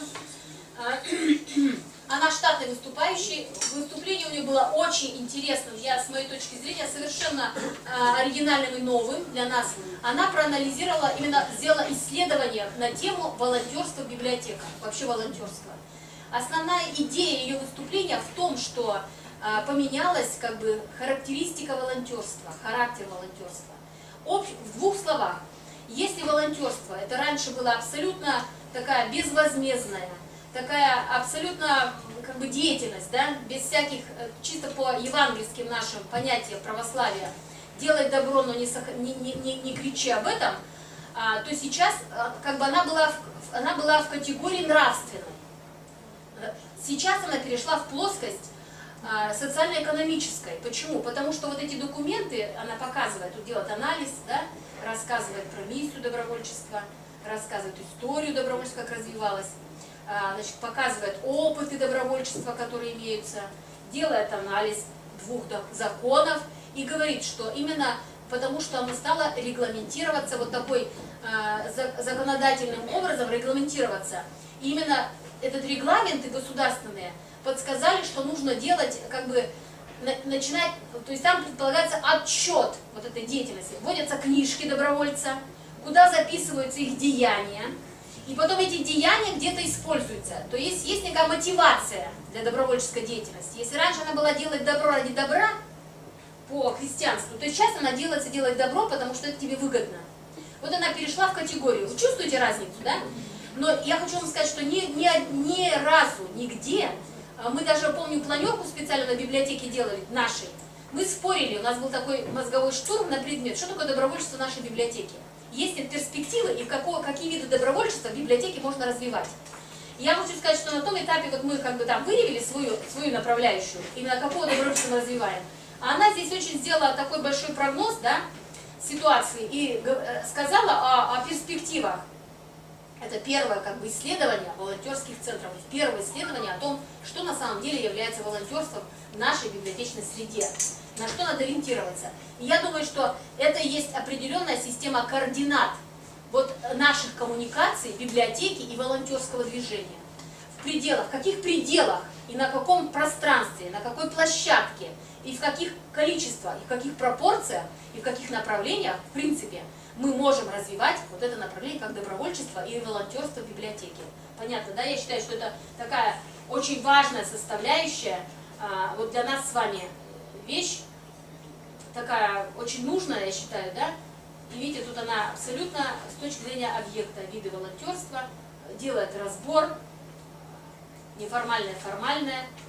Можете трансляцию послушать, приводит зарубежные опыты волонтерского движения. Я знаю, что в Америке, когда мы ездили, у них волонтеры даже приходили по часам, они были расписаны. Вот эти 2 часа приходят, этот волонтер 2 часа приходит, и какую-то такую работу делали волонтеры. То есть абсолютно на профессиональной основе. Поэтому я думаю, что тут у нас еще не пройденные дороги, мы там тоже еще не были. И я практически завершаю свое выступление, уложилась во время. У вас есть ко мне вопросы? Вам было интересно? Нам было интересно. Нам было интересно. Еще бы все это еще освоить, приехать домой, еще раз посмотреть, да? Ага. Благодарна, что вы выслушали меня со вниманием и были ко мне терпеливы. Спасибо. У нас следующее сообщение.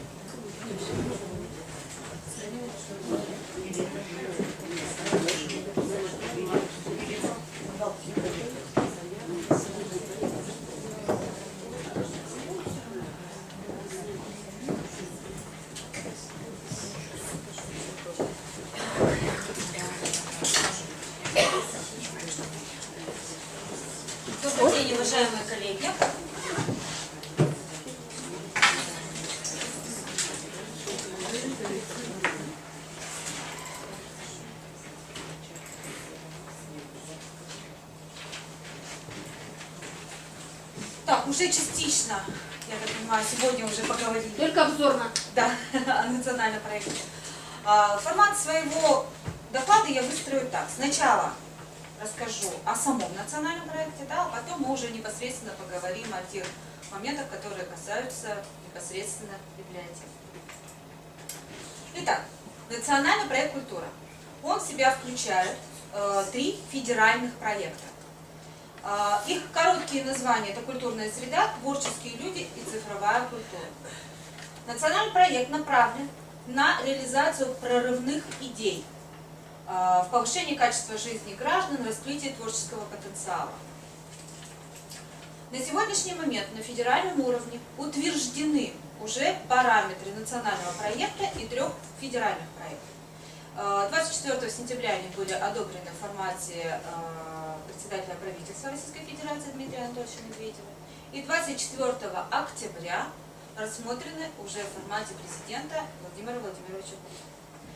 Здесь сделана выдержка из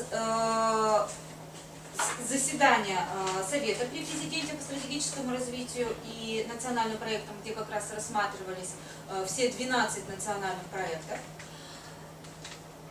Главная, наверное, мысль, которая была озвучена, что хочу, чтобы все хорошо понимали и были готовы к сложной и напряженной работе.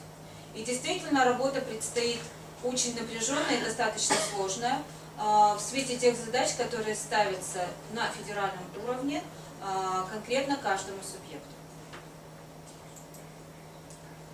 Итак, региональная составляющая. На федеральном уровне определены основные параметры, которыми замеряется эффективность реализации национальных проектов. Оно будет мериться по 2 основным показателям. Это по росту числа посетителей учреждений культуры и по росту посещаемости цифровых ресурсов. Вот с первым показателем будут возникать очень большие сложности, так как по данному показателю нет прямой привязки к тем ресурсам, которые выделяются в рамках национального проекта. Итак, на региональном уровне у нас схема аналогичная федеральному. То есть на федеральном национальный проект, на региональном региональная составляющая национального проекта. Сам национальный проект в себя включает только основные показатели. Вот, которые я сказала, да, рост посещаемости учреждений культуры и рост обращений к цифровым ресурсам. Дальше все конкретные направления мероприятия, они раскрываются посредством федеральных проектов. На уровне региона уже разработаны 3 региональных проекта. Культурная среда, творческие люди, цифровая культура. В соответствии с действующими регламентом, наша региональная составляющая полностью зеркально отображает федеральный уровень. Нам не допускают отступления от тех параметров задач и целевых показателей, которые установлены на федеральном уровне. На сегодняшний день Министерством культуры Российской Федерации и Республики Коми подтверждено выделение из федерального бюджета на реализацию национального проекта 274 миллионов рублей. Эта сумма идет на 2019-2024 годы. Направления, по которым уже были распределены средства, вот эти 274, они касаются создания культурно-досуговых учреждений, создания центров культурного развития, комплектования детских школ искусств, приобретение специализированного автотранспорта. Речь в данном случае ведется только об автоклубах. Есть ряд направлений, по которым предполагается проведение отдельных конкурсных отборов. На слайде они представлены. Вводится новое направление – реновация учреждений культуры. Создание модельных библиотек, создание виртуальных концертных залов, развитие сети кинотеатров и поддержка творческих проектов некоммерческих организаций. То есть по этим направлениям предполагается проведение отдельных конкурсных отборов. По росту посещаемости. Значит, рост посещения учреждений культуры, установленный на федеральном уровне, составляет 15%. Причем он единый для каждого субъекта Российской Федерации. Министерство культуры вело переговоры с Минкультом России в части все-таки снижения значения показателя и дифференцированным подходом к субъектам, у которых идет отток населения, сложные социально-экономические условия, да, не совсем положительно идет демографическая ситуация, идут миграционные оттоки. Но четкая была позиция Министерства культуры России, больше можно, меньше нельзя. Единственное, в чем нам удалось как бы продвинуться, так скажем, да, если кто-то, ну, ряд присутствующих, наверное, не первый раз видит картинку по росту посещаемости, раньше была четкая привязка к каждому типу культурной деятельности. И в самой сложной ситуации у нас были культурно-досуговые учреждения, по которым рост был заложен 30% только по платным услугам. На сегодняшний день у нас вышли новые разъяснения Минкульта России. Допускается, то есть теперь нету жесткой привязки по каждому типу культурной деятельности. Единственное, что мы должны выйти на общий показатель не ниже 15% по всем направлениям. Поэтому по тем параметрам, которые были представлены в Министерстве культуры, вот сегодня вы видите, да, по основным, то есть больше 15% у нас стоит у театров, 15,6, почти 16%. По культурно-досуговым учреждениям осталось на уровне 15, но это не 30. Вот.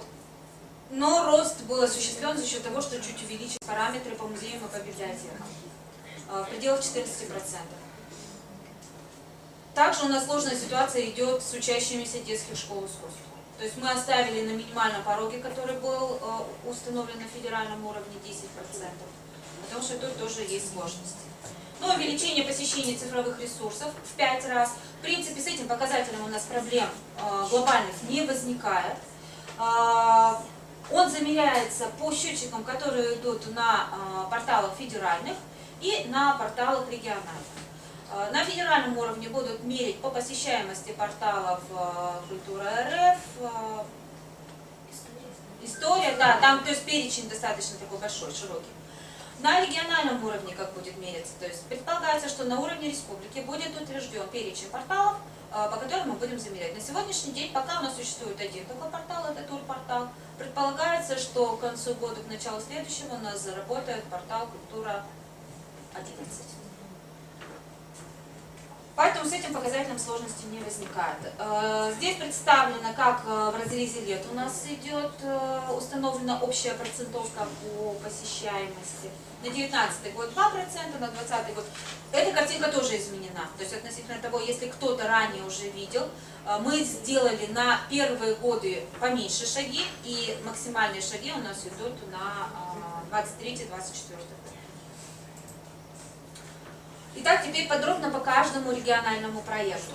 Культурная среда. То есть тут из названия уже в принципе понятно, что он в первую очередь нацелен на развитие инфраструктуры, на ее модернизацию и расширение. Какие здесь представлены основные направления? Это создание культурно-досуговых учреждений в сельских населенных пунктах. По этому направлению ежегодно Министерством культуры проводится отдельный конкурсный отбор. На 2019 год нам уже известны результаты. Предполагается строительство социокультурного центра в селе Подчерье. Это Вуктыл. Следующее направление – создание Центра культурного развития. Федеральный проект у нас заявлен на один Центр культурного развития в городе Сыктывкаре. Кстати, на его создание у нас также выделены средства федерального бюджета. Предполагается его создание в 2021-2022 году. Следующее направление – обеспечение школ искусства и училищ инструментами и оборудованием. Здесь тоже республике уже доведены средства. В рамках национального проекта предполагается укомплектовать все наши детские школы искусств и училища оборудованием. Следующее направление – развитие муниципальных библиотек. Ну, об этом направлении уже Ольга Рудольфовна вам сказала, да? Единственное, наверное, что я добавлю, если посмотреть федеральный проект, то какие пояснения дает Министерство культуры России. То есть конкурс, здесь будет идти конкурсный отбор. С этим, я так понимаю, уже практически все присутствующие познакомились, посредством которого, скорее всего, и будет осуществлен сбор заявок. Предполагается, что за счет федерального бюджета средства будут направляться на приобретение типового комплекта оборудования и мебели в пределах 3 миллионов рублей.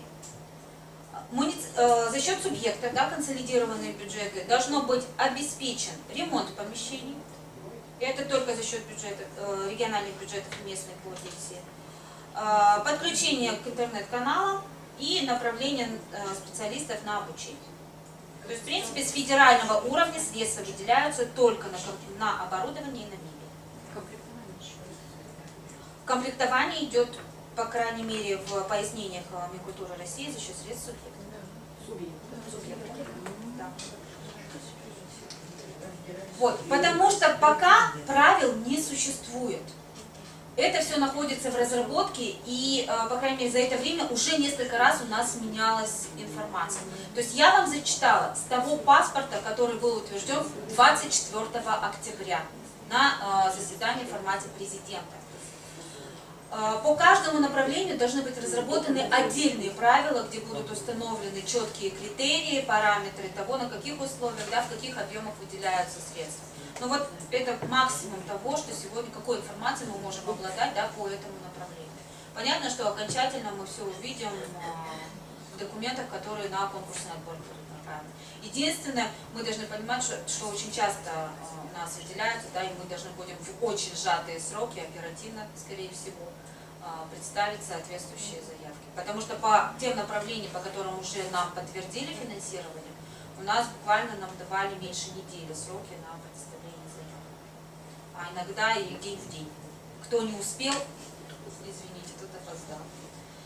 Так, создание кинозалов, это, может быть, вы слышали, программа кинофикации, она вошла в национальный проект, регион активно участвует в этой программе. В 2017 году у нас был открыт кинозал в поселке Водный, Ухты, и в этом году у нас открывается 8 кинозалов. То есть регион также продолжит активное участие по данному направлению. Обеспечение учреждений культуры автоклубами. Нам уже подтвердили выделение средств на 22-24 годы, то есть 22, 23, 24. Это направление тоже не новое.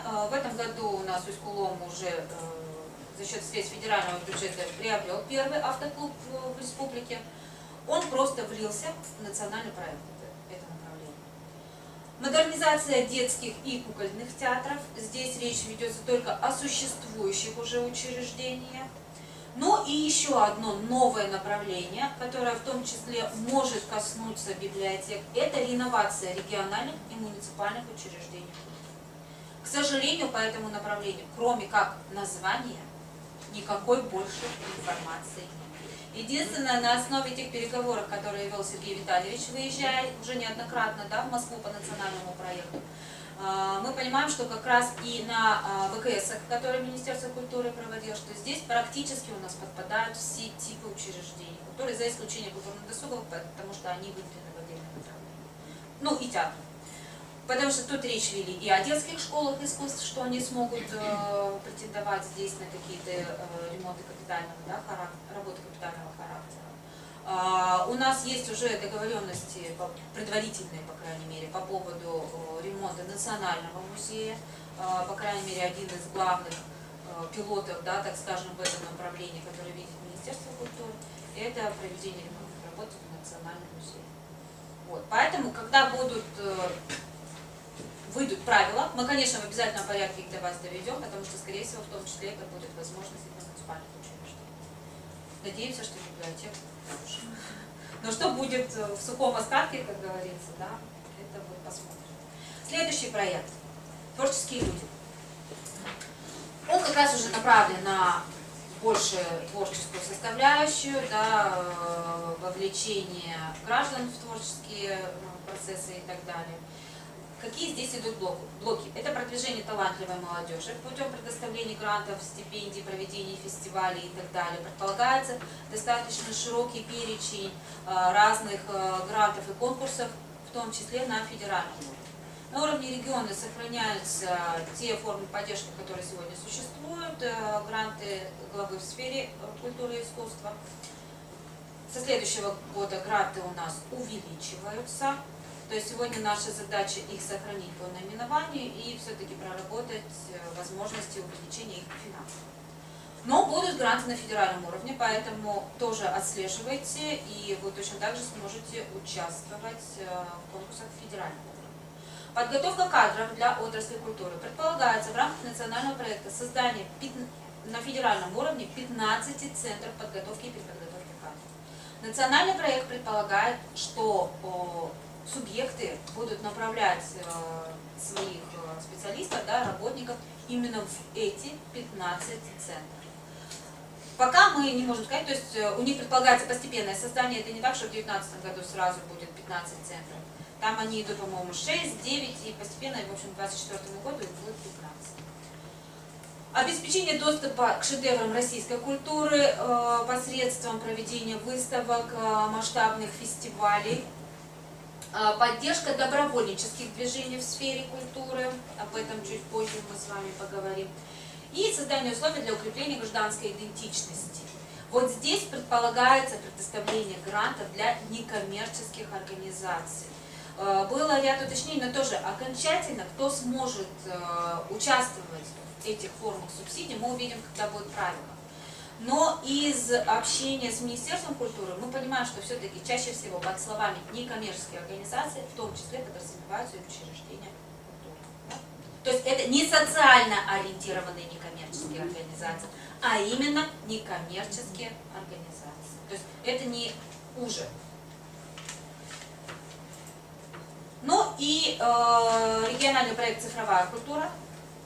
Он в себя включает такие блоки, как обеспечение онлайн-трансляции мероприятий на портале Культура.рф. В основном здесь приоритет будет отдаваться крупным масштабным мероприятиям. Предполагается, что регионы ежегодно будут направлять свои заявки с перечнем мероприятий. На федеральном уровне, на уровне Министерства культуры осуществляется отбор этих мероприятий, и в регионы приезжает за счет средств федерального бюджета соответствующая съемочная группа, которая обеспечивает всю эту онлайн-трансляцию. То есть в виде каких-то денег регионы не получают, а мы получаем конечный продукт. Аналогичная ситуация идет по созданию выставочных проектов с цифровыми гидами. Также будет осуществляться отбор выставок для их оцифровки. Но плюс какие-то возможности уже сегодня существуют на действующей платформе. И, насколько я знаю, у нас уже Национальная галерея такой проект запускает или запустила. Уже запустила. Создание виртуальных концертных залов. Предполагается, что от Республики Коми ежегодно будет заявлен минимум один такой концертный зал. Это тоже отдельный конкурсный отбор. Правил также на сегодняшний день пока не существует. Мы не понимаем, какие будут условия. Но, по крайней мере, вам для сведения, что такое направление будет. Жанна Анатольевна, я прошу за вставку. Значит, Ваньков говорил, когда выступал на совещании, сказал, что библиотеки могут тоже подавать заявки. Мы рассматриваем, с большим удовольствием, и библиотеки тоже. Поэтому, например, наша библиотека, мы сейчас по актуализации нашего проекта по СД делаем поправку на технические возможности, чтобы у нас здесь, в принципе, могло быть это виртуальный концертный зал. Потому что у нас библиотека по искусству, она единственная региональная по региону. Ну, видите, потому что многие возможности мы увидим, когда будет окончательно правило. Да. Потому что мы по каким-то сегодня даже не понимаем. Вот есть только название. Вы просто транслируете в министерстве, а потом я говорю, что библиотеки тоже могут претендовать, если у них будут условия. Поэтому мы рассматриваем сейчас ремонт с точки зрения создания тоже таких условий, что мы были готовы заявиться туда. Да. Единственное, что они говорят, что концертные залы – это направление только для городов. Это только города. Ну и это уже непосредственно последнее ваше направление, да, обеспечение цифровки книжных памятников и включение их в национальную электронную библиотеку. Это общие параметры, которые касаются национального проекта и региональной составляющей, то есть как Республика Коми участвует в национальном проекте.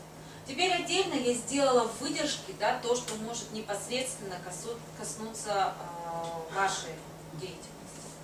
Ну, развитие муниципальных библиотек, я уже сказала, да, то есть оно, в принципе, из названия у нас выходит. Реновация региональных муниципальных учреждений. Подготовка кадров для отрасли, то есть здесь в любом случае потом будет доводиться информация уже с четкими наименованием центров, да, по каким направлениям готовят и проводят переподготовку специалистов. То есть вы планируете у себя, что были возможности для направления туда специалистов. Ну и реализация программы «Волонтеры культуры». То есть это новое направление, по крайней мере, ни в каких ранее документах в сфере культуры это направление не звучало.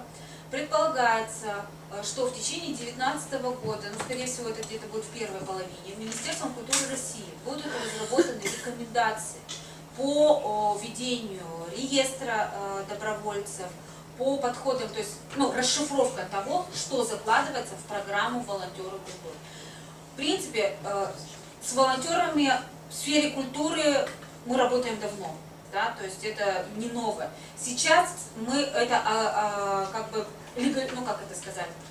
должны теперь наладить официально поименный учет, то есть знать их уже поименно, вести реестры, то есть на федеральном уровне предполагается наличие реестров. И вот Минкультура России должен будет разработать рекомендации к тому, как эти реестры ведутся и как ведется сам учет.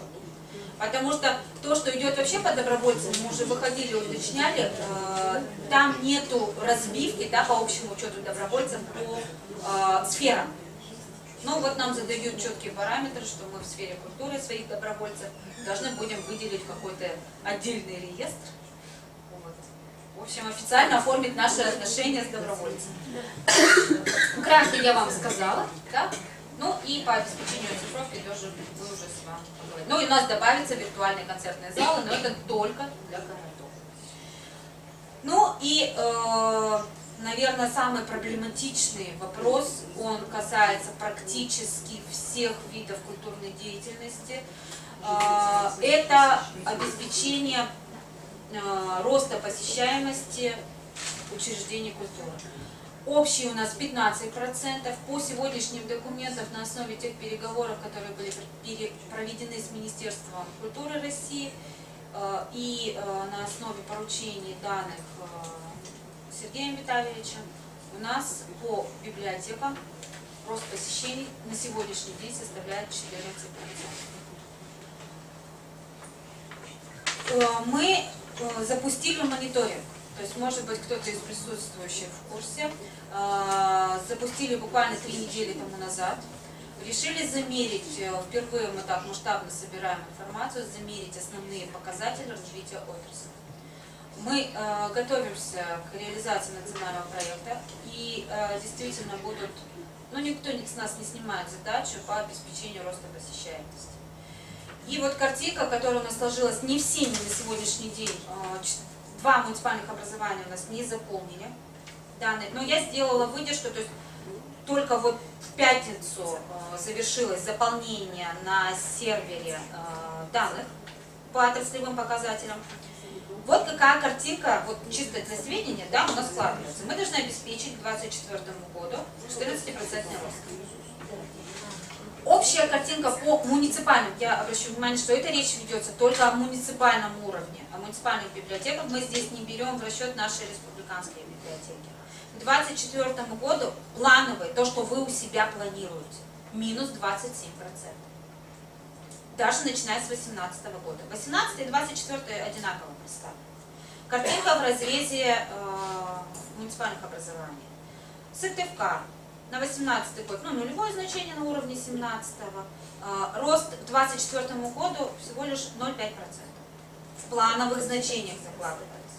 Причем, когда мы разговаривали, у меня кто выходил, мы говорили, что про национальный проект мы не впервые говорим. Информацию заполняли Управление культуры. То есть как планируют, какие подходы к планированию и с чем тогда нам придется сейчас столкнуться. Воркута. 2018 год минус 21%, 2024 год минус 37%. Инта 2018 год плюс почти 1%, 2024 год минус 11%. Ухта 2018 год минус 13%, 2024 год минус 21%. Сосногорск 2018 минус 6%, 2024 минус 5%. Усинск единственным, нет, не единственным, у меня еще есть пару муниципальных образований, которых плюс есть. Усинск 18 год 6%, 24 год 7%. Печора 18 год 6%, 24 год минус 51%. То есть сейчас придется разбираться с каждым муниципальным образованием, То есть вот мне было интересно, я специально вчера вечером села, собрала параметры, то есть какие у нас подходы к планированию. Княж-Покровский район, 18 минус 14, 24, ну, на это уже минус 14. Оптимизации отрасли мы и поставили эти цифры. Кайгородов. Сейчас давайте мы дойдем полностью по перечню, да, и дальше обсудим. Кайгородов. 18 год плюс 5%, почти 6. 24 год плюс 18.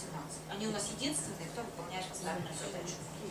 Ижма, 18 год плюс 0,85%, и на этом же уровне 24 год. Копиросов данные не заполнены. Так, Прилузье, 18 год минус 2%, 24 минус 1%. Сыктывдин, 18 год плюс 0,6%, 24 год плюс 4%. Сысола, 18 год минус 2%, 24 год плюс 1,6%. Троицко-Печорск, 18 год минус 20, и на этом же уровне 24 год. Это все идет к 2017 году. Я, наверное, не сказала, что базой является 2017 год. Удара, 18 год на уровне 17, 24 год минус 10.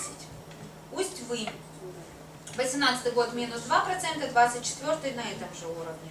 Усть-Кулом данные не заполнены. Усть-Цильма, 18 год минус 3,8%, и на этом же уровне 24 год. Это картинка в разрезе тех данных, которые... Это только библиотеки я взяла. То есть отдельно есть у культурно-досуговых, у музеев, то есть у всех, у каждого отдельно. Вот к вопросу того, мы пытались Министерству культуры России объяснить, у нас идет отток населения, у нас есть миграционные оттоки, мы не только говорим, да, о естественном отборе. Никого не волнует. Вот честно нам сказали. Есть задачи, поставленные президентом. И наша задача вот теперь нам здесь, без вашей помощи, эту задачу никак не решить. Мы уже встречались с культурно-досуговыми учреждениями, активно обсуждали эту тему. Здесь очень большая просьба к вам. Только вы знаете, какие у вас есть возможности. Вот здесь тот минимум, который мы могли, так сказать, нафантазировать. Да? Это, понятно, у нас будут возможности новые появляться за счет модельных библиотек. Да? Но это будет четко, мы будем видеть, когда начнутся конкурсные отборы, появятся правила, и мы четко с вами будем знать, с каким количеством мы туда сможем заявиться. Это одно направление. Следующее. Внедрение новых направлений. Вот для КДУ мы предлагали активно внедрять кинозалы, потому что они помогают наращивать вот как раз платные услуги. У них-то тяжелее ситуация, их только по платным услугам меряют. Хотя мы понимаем, какое количество культурно-досуговых учреждений, мероприятий проводят на безвозмездной основе. Они не попадают. Еще, все, что касается национального проекта, замеряется только по данным НКШной отчетности. И ничего другого. Вот что у вас попало в отчет, этим и будут мерить. То, что вы показали в 2017 году, это и будет вашей базой для 2024 года. Следующее. Проанализировать мероприятия, которые вы проводите. Может быть, есть смысл чего-то отказаться и делать, но, к сожалению, нас заставляют гнаться за массовостью. Да? Мы понимаем. Другое говорил. А? Вы его не другое говорил про библиотеки. Он сказал, нет, давайте мы перейдем к интеллектуальной деятельности. Вот. А там разовая, там, понимаете, персонифицированная работа с каждым. А этот-то вывод, мы говорим о массовости за счет того, что на нас сажают вот эти параметры. Да? Знаете, я сейчас вот вернусь к одному слайду, и мы это посчитаем. Хотели как лучше, пришли как всегда. Да, потому что вроде мы готовы. Вот смотрите, по библиотекам мы должны будем обеспечить плюсом 400, почти 440 тысяч посещений за 6 лет. То есть вроде там 14%, ну 14%, а давайте теперь переведем в посещения. Это достаточно большая цифра. Да. Она по всем направлениям. Но в большей степени у кого большой массив вот этих первичных данных, да, 2017 года, у тех, конечно, наибольший вот этот приток и должен будет быть обеспечен. То есть это у нас библиотеки, это у нас музей, и это культурно-досуговое учреждение. Вот. Что еще? Может быть, когда мы общались с культурно-досуговыми учреждениями, у нас выяснилось, что даже по платным мероприятиям есть те платные услуги, которые не попали в отчетность. Может быть, у вас тоже, я знаю, с некоторыми вашими коллегами мы общались, что, допустим, по посещаемости сайтов, кто-то не считает сайты. Есть помимо сайтов у нас социальные сети, которые, насколько я понимаю, в отчетность не попадают. Для нас важно получить от вас обратную связь для того, чтобы теперь мы могли с Министерством культуры вести Вы уже заявили переговоры. туда, что это нужно учитывать. Да, по внесению изменений в статистику. Да. Вот это еще один из наших с вами Значит, механизмов. выйдем. Да, поэтому вы проанализируете. И самое главное, при планировании своих параметров, пожалуйста, все-таки обращайте внимание. Эта презентация останется здесь, она для вас станет, я так понимаю, рабочей книгой, да? Настольной. Вот. Окончательно предполагается, что к 11 декабря будут утверждены главой республики паспорта региональной составляющей. То есть к 11 декабря мы увидим окончательные параметры, в том числе по показателям. Можно вопрос? Да. А скажите, пожалуйста, а вот почему изменилась цифра 10% на 14% посещения? За счет того, чтобы снять нагрузку 30% у культурно-досуговых учреждений по платным мероприятиям. Хорошо, у них платно, у нас посещение. У нас сейчас идет везде оптимизация. Везде. На треть сокращение штатов. Каким образом можно увеличить?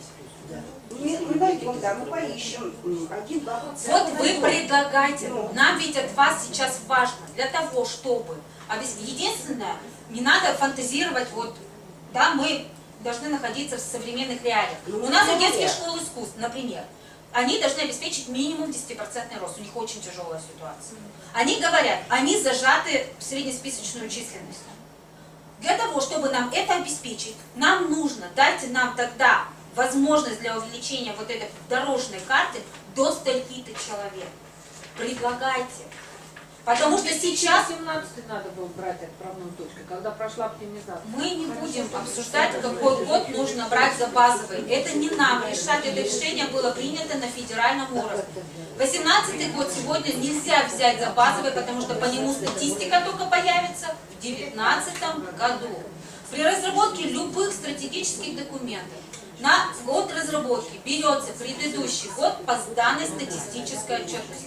Поэтому вот даже вопрос, почему взят 17-й год, он Жанна не Анатольевна, у меня еще вопрос такой. А скажите, как вот механизм реализации по этих процентов? Вы будете соглашение дополнительно подписывать с муниципалитетом на исполнение этих обязательств? Да. Да? Потому Это что важный момент, потому что они хоть посмотрят, а чем вы вообще собираетесь выполнять? Тупо предполагается, закрывают. что будет идти реализация посредством проектного управления. Что значит проектное управление? То есть это проекты, которые будут заводиться в соответствующей системе. Сейчас просто ведутся переговоры с Москвой, то ли это будет федеральная система, то ли мы можем пользоваться своей системой. То есть в регионе уже 3 года действует программный комплекс, информационная система управления проектами. Если кто-то сталкивался с темой столетия, они уже знакомы с этой системой, они в этой системе работают. Предполагается, что посредством этой же системы будет вестись весь контроль и ход реализации национального проекта. Поэтому там будут указываться параметры, там будет идти персональная ответственность. Предполагается, понятно, что в регионе персональную ответственность несет глава республики. Но за счет того, что если мы говорим о культуре, то учреждения культуры, это практически 90%, это муниципальная сеть учреждений. Даже больше, по-моему, чем 90%. Поэтому мы уже ставили вопросы, что это будет в том числе персональная ответственность глав муниципальных образований. И сейчас мы готовим предложение по внесению изменений в систему оценки органов местного самоуправления, включив туда именно показатель по росту посещаемости учреждений культуры. Должен быть механизм запущен. Да, на исполнение. поэтому мы сейчас, первая наша была, мы посмотрели картинку, провели вот этот мониторинг, да, ссылка будет постоянная, то есть вы можете постоянно просматривать, да, можно что-то будет в ней менять, потому что, я так предполагаю, есть кто некорректно данные отобразили, сейчас сведения немного будут меняться, потому что мы только приступили к проверке, данные в виде еще 2 муниципальными образованиями у нас не заполнены. Вот. У меня все, может еще какие-то вопросы? Есть вопрос? В общем, самое главное, мы от вас ждем обратную связь. Чем быстрее она поступит, конечно, лучше бы нам это сделать до конца этого года, начало следующего. Жена Анатольевна, обратная связь не любая вам нужна. Вам Не нужна, любая, нам надо конкретные узнать, предложения. какими способами мы достигнем эти Вот эти 14%. 14%. И достигнем ли мы их. Да. Самый вопрос. Все услышали, да? Первый пункт — расширение сети учреждений. То есть это предполагает, что сокращения не будет? Нет, это один из механизмов. То есть мы, смотрите, сегодня строим социокультурные центры, например, да, где в том числе могут размещаться библиотеки. У нас идет расширение за счет, может быть, модельной, да, библиотеки, то, что предполагается на федеральном уровне, они нам дадут возможности расширять мощности, да, предоставлять какой-то спектр новых услуг. Это об этом идет речь. А все-таки, Жанна Анатольевна, на уровне республики у нас есть центральная библиотека Избушка на Курьих Ножках, это Кайгородский район. Я не знаю, за счет чего они собираются плюс 18 делать.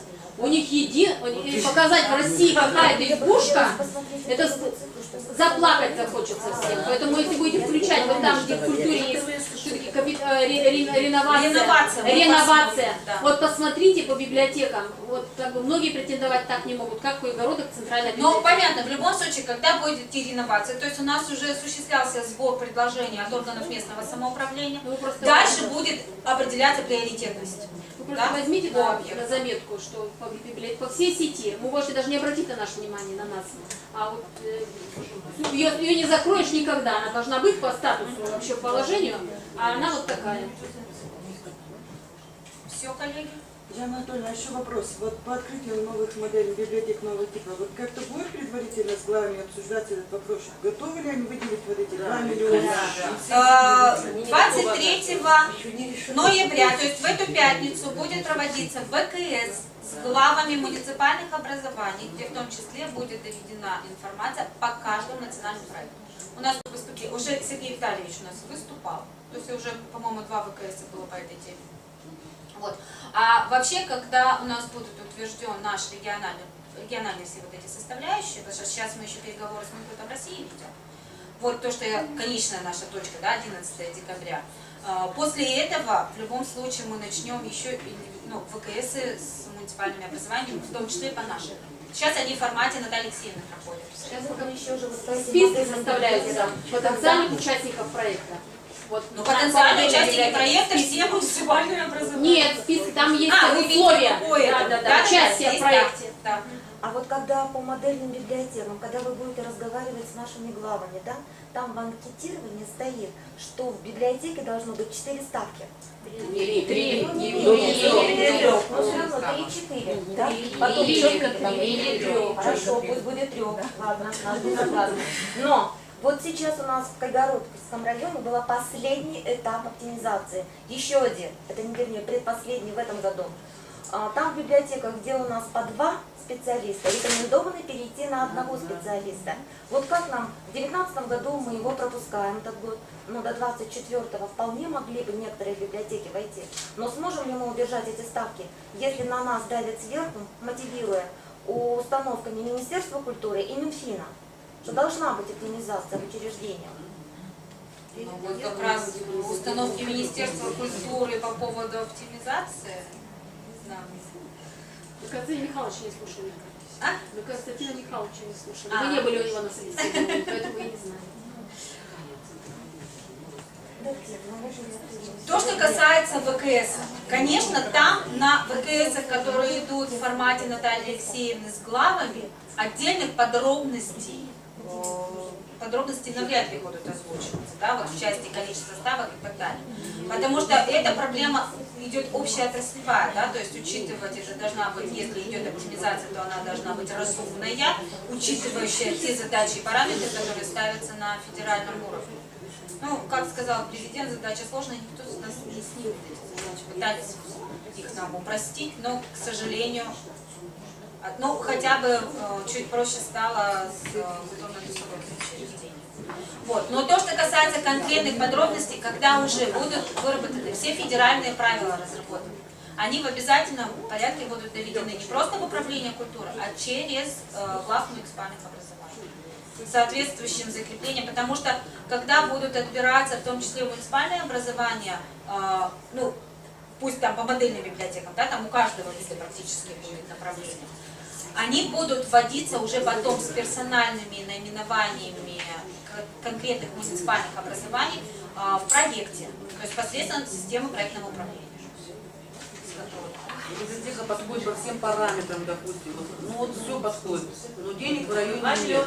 2 миллиона. Но это будет, да, следующий этап, то, что нужно будет закладывать соответствующее софинансирование и на муниципальном уровне. Они не выложат столько денег. Но эти модельные библиотеки, они вроде как без софинансирования. В правилах вы не найдете, что за счет регионов или муниципальных образований должны быть заложены какие-то средства. Но должен быть проведен ремонт, а мы-то с вами понимаем, что на ремонтные работы деньги должны будут заложены соответствующие. Конечно, мы прорабатываем и по линии республиканского бюджета выделение соответствующих субсидий, да, на частичную компенсацию хотя бы 50% тех ремонтных работ, которые будут проводиться на уровне муниципального образования. Но нам Минфин тоже пока ничего сказать не может, пока нет официальных параметров федеральных правил. Все, можем завершать. А если вы сказали комплектование на уровне субъекта, значит это не муниципальная ответственность, а субъектовая, да? Субъектовая. Значит, когда комплектование эти 2 миллиона будет давать Но в любом случае на комплектование у нас за счет республиканского бюджета, согласно правил, выделяется на условиях софинансирования из местного бюджета. То есть если мы выделяем местный бюджет в любом случае. А процентное соотношение 50 на 50, значит миллион все-таки ваш. Мало не отторговали. Я на рабочем столе оставила свои презентации. Если есть вопросы, можете всегда обращаться. Роман Анатольевна, вы доступны? Вы в контакте можно вас беспокоить библиотека? Да. Можно.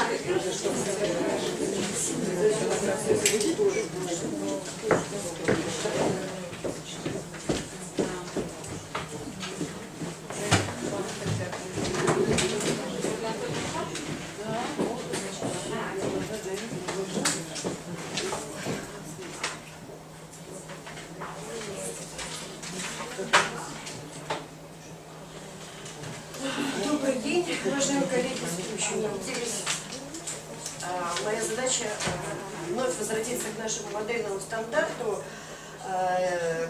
проекту модельного стандарта деятельности библиотеки нового типа в Республике Коми. Почему? Потому что сейчас дополнение к этому стандарту, вот буквально на днях мы сделали это, концепт дизайна библиотеки нового типа.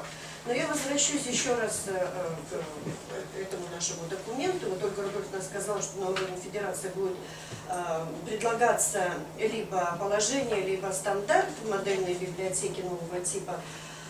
Но мы расцениваем как положительный момент, что у нас в республике мы уже прорабатывали этот вопрос. У нас есть некий документ, который, возможно, наверняка будут какие-то вноситься изменения. Но мы анализировали ситуацию с созданием библиотек нового типа не только в Российской Федерации, но изучали опыт зарубежных стран. Мы смотрели концепцию уже принятых новых модельных библиотек, например, Боголюбовской, изучали концепцию новых библиотек, вернее, библиотеки нового типа Санкт-Петербурга, Москвы и так далее.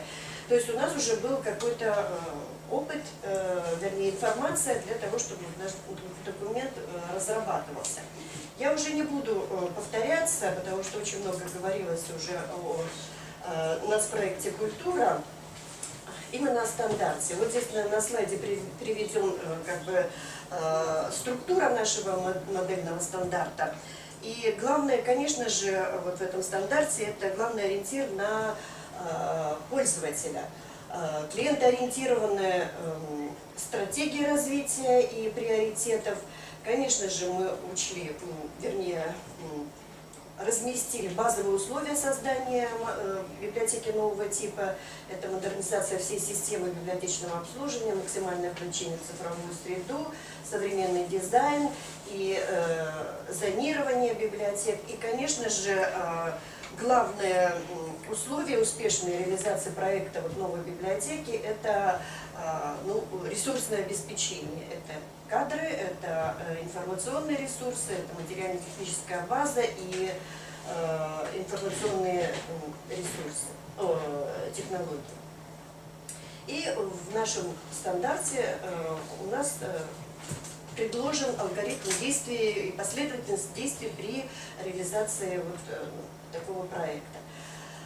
Вы прекрасно все знаете, и даже была практика создания модельных библиотек, это старые наши проекты. Всегда, прежде чем приступить к реализации проекта, мы изучали внутреннюю и внешнюю среду библиотеки. Ну, внутреннюю среду – это все наши ресурсы, да, а внешняя среда – это где находится библиотека, это инфраструктура, это партнеры, это пользователи, это потребители информации. И мы в стандарте вот скумулировали всех пользователей, вот на этой слайде представлено, вот по категориям. Практически в каждой библиотеке мы можем столкнуться вот с этими категориями пользователей. Да? Ну, где-то там будет, где-то может быть сельских библиотек, может не быть там исследователей или еще кого-то, но другие специалисты все равно будут присутствовать в библиотеке и так далее. Мы говорим о клиентоориентированной модели, поэтому вот нам важно понимать, с кем мы можем выстраивать свои взаимоотношения. Далее, обозначив вот наших пользователей, мы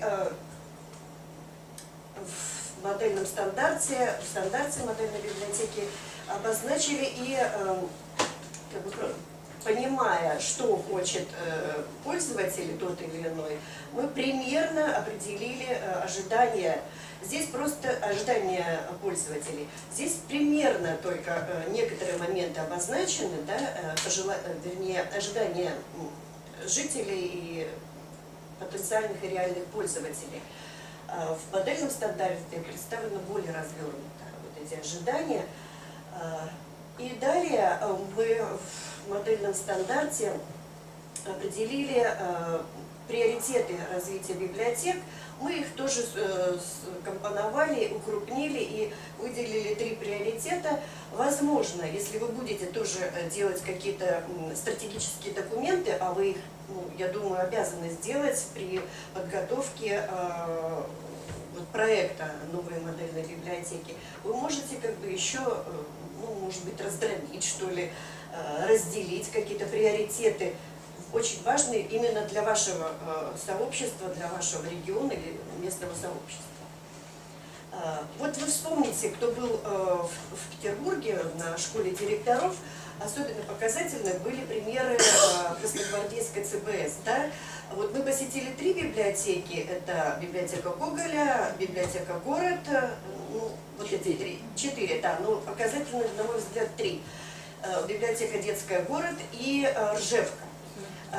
Вы помните, что нам говорили о концепции библиотека место в городе. Библиотека Гоголя рассматривала поначалу свою концепцию как библиотека третье место. Но как потом сама Юлия Мартинкинайте, заведующая библиотекой, отмечала, поначалу, да, это срабатывало. Новый дизайн библиотеки, привлекательный образ, и на этом, как бы, на этой волне очень много повышения посещений библиотеки и так далее. Но потом они задумались, раз придет, 2 придет, 3 придет человек в эту библиотеку, а потом-то что? И у них был, они задумались над вот, дальнейшей, как бы, концепцией развития библиотеки и поняли, что у них есть козырь, это имя Гоголя. Именная библиотека, Гоголь, гоголеведение, и это стало концептом вот этой библиотеки. И если вы даже выйдете на сайт этой библиотеки, вы увидите, что практически все мероприятия, все издательские проекты, все связано с Гоголем. Они имя Гоголь продвигают везде и всюду. И главный их партнер – это дом Гоголя в Москве, где мы тоже были с вами. Да? Дальше. Библиотека, детская библиотека «Город». Вот там концепция – это петербурговедение для детей, да, и весь антураж библиотеки, обозначение, там мы видим, что город, тоже место в городе, но это петербурговедение для детей, краеведение. И вот самое интересное, на мой взгляд, это Ржевка, где 3 составляющие концепции – это библиотека прошлое, настоящее и будущее. И вот у них концепт такой «будущее рядом». Вспомните, да? Там и история Слободы у них присутствует и настоящее этого района, исторического района, откуда начинался Петербург, и будущее. Вот отдел, показательный отдел липтех у них, да, где студенты занимаются новыми технологиями, нанотехнологиями и так далее. То есть вот концепция, вот эти 3 библиотеки, на мой взгляд, они показательны с той точки зрения формирования, вернее, концепции библиотеки. И понятно, что при реализации проекта вот, новой библиотеки нам тоже нужно именно идти от концепции библиотеки. Итак, мы рассматриваем в своем стандарте приоритеты. Первый приоритет – это библиотека как площадка коммуникации местного сообщества и социальных инициатив. Я не буду зачитывать, здесь прописаны как бы все направления, которые мы рассматриваем вот в этом приоритете. Я думаю, что уже по каким-то позициям мы можем сказать, что библиотеки наши, да, действительно здесь работают, и мы можем действительно сказать, что это приоритет библиотека как площадка для коммуникации, это приоритетное направление. Хотя не у всех. Вот, например, Центр правового просвещения населения, бесплатного доступа к социально значимой и активной информации, мы можем сказать, это приоритет? Мы можем, потому что у нас практически в каждой центральной библиотеке есть МЦП, а мы знаем, что не только где-то правовые центры, и мы знаем, что не только категория пользователей, скажите, МЦП, так кто главная категория? Не только предприниматели, но и разные категории пользователей здесь у нас получают информацию по правовым вопросам и так далее. Ну и также по другим направлениям. Следующий приоритет – это библиотека для обучения на протяжении всей жизни. Вот это для нас как бы в принципе уже мы начинаем здесь в этом направлении действовать, но более характерно вот это направление для западных библиотек. Вот Ольга Рудольфовна отметила Норвегию, показательный опыт, с которым мы будем знакомиться в марте, надеюсь. Это действительно одно из приоритетных таких направлений, библиотека для обучения на протяжении всей жизни. Но мы можем сказать, что сейчас мы какие-то шаги предпринимаем. Например, 3-й возраст обучения компьютерной грамотности, площадки для детей, для молодежи, которые работают уже с какими-то новыми технологиями и так далее. То есть здесь уже какие-то посылы и возможности у нас есть. И 3-е направление – это библиотека как центр сохранения культурного наследия, традиций чтения, творческого развития личности и полезного досуга. Культурный досуг. Мы сегодня много говорили, что библиотека не развлекательное учреждение, а интеллектуальный досуг должен быть именно в библиотеке. И дальше в этом нашем документе прописаны и характеристика организации пространства. Это открытый доступ к книжным фондам, это оформление библиотечных зон различных, это мобильная мебель, эргономичная комфортная мебель и современный дизайн помещений. И вот сейчас я хочу представить по инициативе Министерства культуры был заключен через Национальную библиотеку договор с фирмой ГАФа, московской фирмой ГАФа, дизайнерской фирмой, оплатил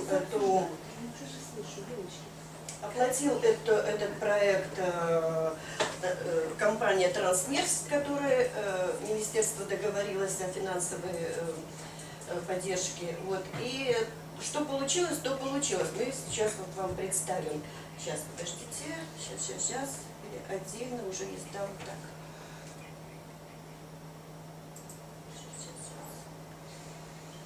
Вот дизайн-проект, дизайн-концепт, который представила нам ГАФа.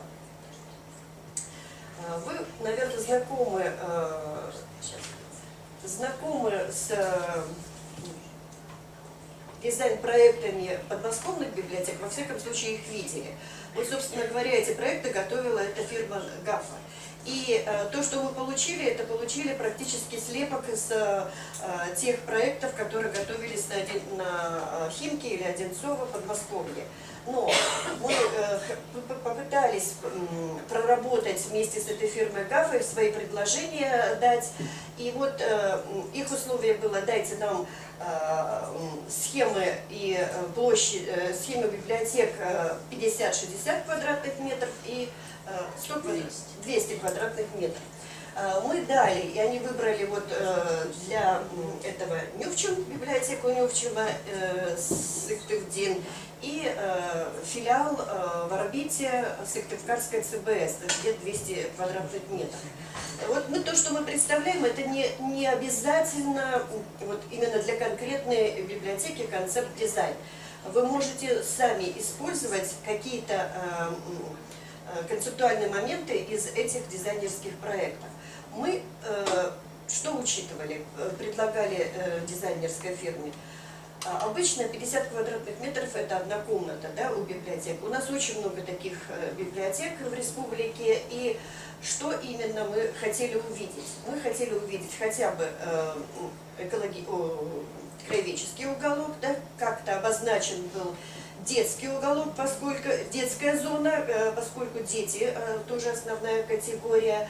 Мы хотели, чтобы было обозначено армы не только для пользователей, библиотекарей, но и для пользователей, и место хранения книг.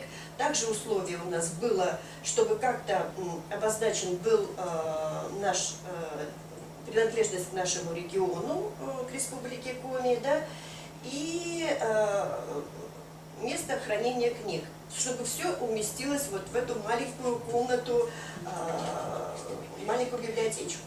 И вот смотрите, на примере Нювчема, что они нам предложили. Вот Это одна комната. Это одна комната, да, разделена на зоны. Вот видите, вот здесь вот, если смотреть, это вход перед вот эта кафедра библиотекаря. С этой стороны вот это стенды и информационные стенды по краеведению. И вот здесь стенды с птичками. Это они так обозначили принадлежность к региону, но если исполнять такой проект, мы, конечно же, вправе как-то или переставлять зоны, да, или другие какие-то символы использовать и так далее. Дальше, вот с этой стороны мы видим, кафедра немножко другая. Это они не стали менять по нашим претензиям и просьбам картинку. Дальше в конце увидеть в развернутом виде эту кафедру.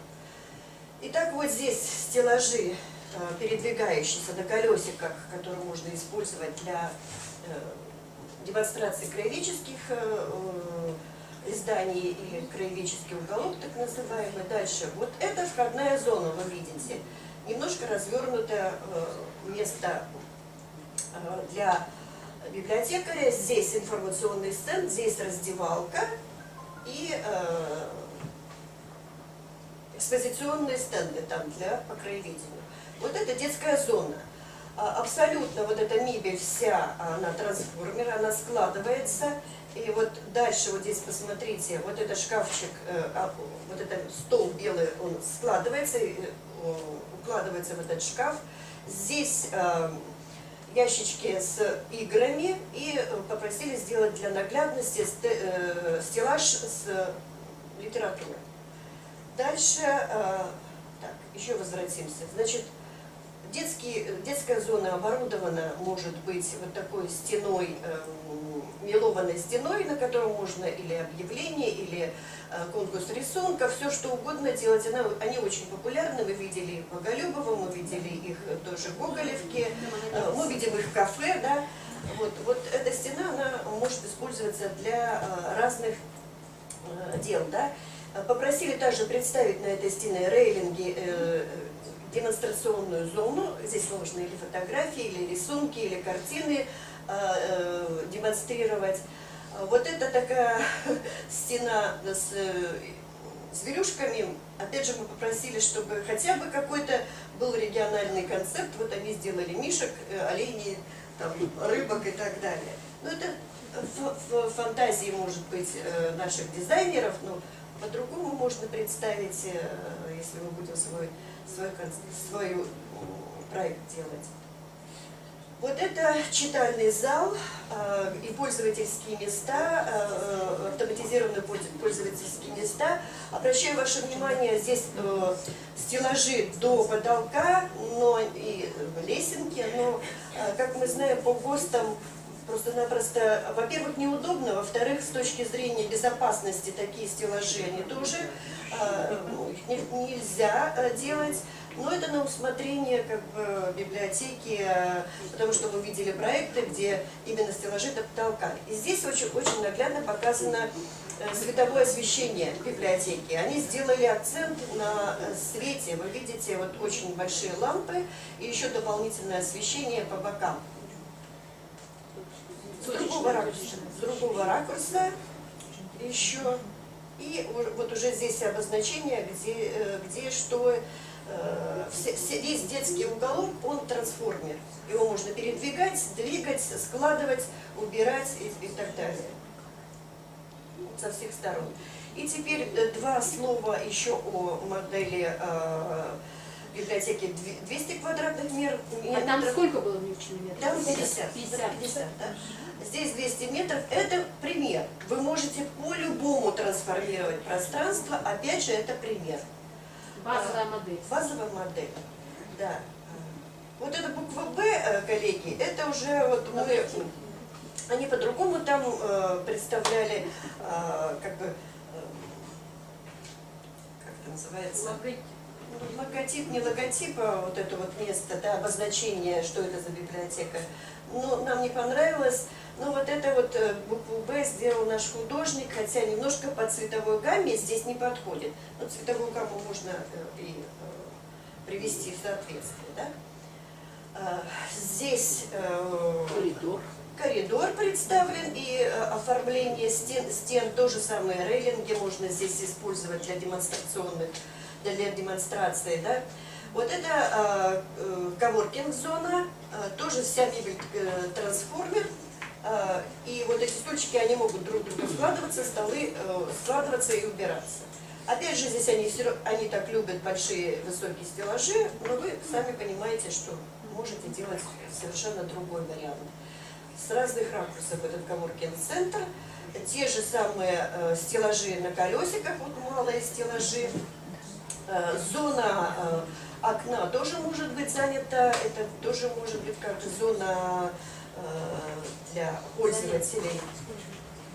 Использовать можно вот такие вот стеллажи с местами для пользователя. Мы такие видели, да. Ниши, они могут быть по да. размеру разные. Да, абсолютно могут быть разные, как вы закажете.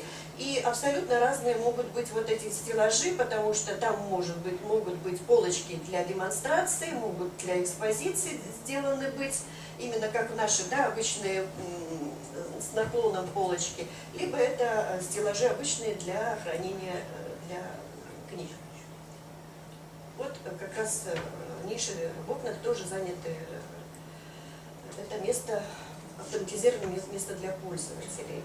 Это лектории, мастер-классы здесь можно проводить. Вот это подиумы, они трансформируются, мы видели это в Гоголевке, да, убираются, можно здесь пространство менять, и вот видите вы здесь доска специальная, здесь сверху может быть экран, и на потолке специальная звукопоглощающий, Звукоизоляция. Да, звукоизоляция, звукопоглощающий потолок. Вот они так предлагают такой вариант сделать. Сразу еще я забыла вам сказать, поскольку финансировал проект компания «Транснефть», то обязательно их условие было соблюсти цветовую гамму их брендбукинга. Да? А у них красный, синий и белый.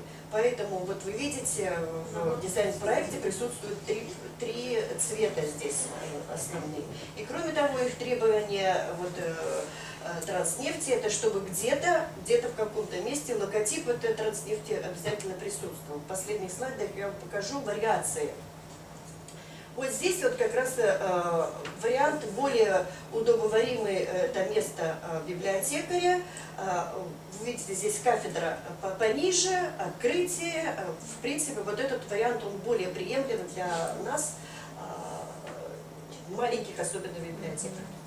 И вот варианты демонстрации, вернее, варианты представления логотипа Транснефти. Вот несколько, это большие, большие, как хотите.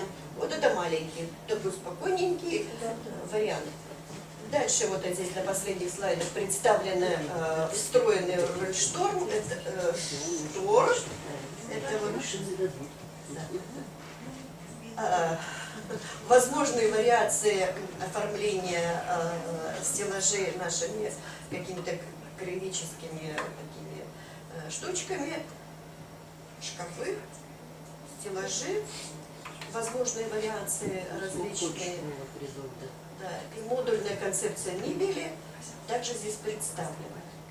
И вот здесь вот возможные вариации потолков, фанера с матовым противопожарным лаком, это тоже оформление, допустим, подиуму, и виниловая плитка, это оформление пол.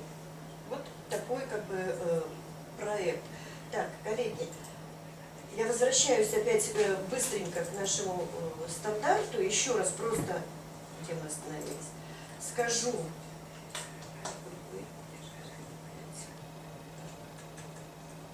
Два слова скажу еще напоследок. Вот остановлюсь буквально.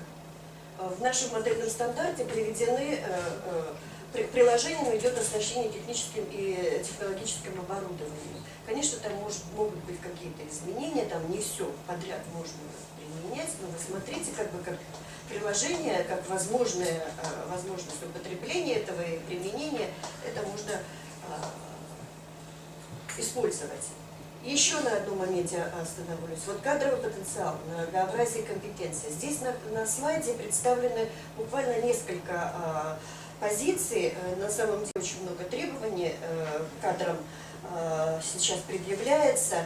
И я хотела бы вам сказать, что вот мы сейчас анализировали, я анализировала ситуацию, вот получали, наверное, вот таблички по этому году участия библиотек в обучающих мероприятиях, и вы видите, кто очень активно участвует, а кто буквально один-два раза участвует в наших мероприятиях обучающих.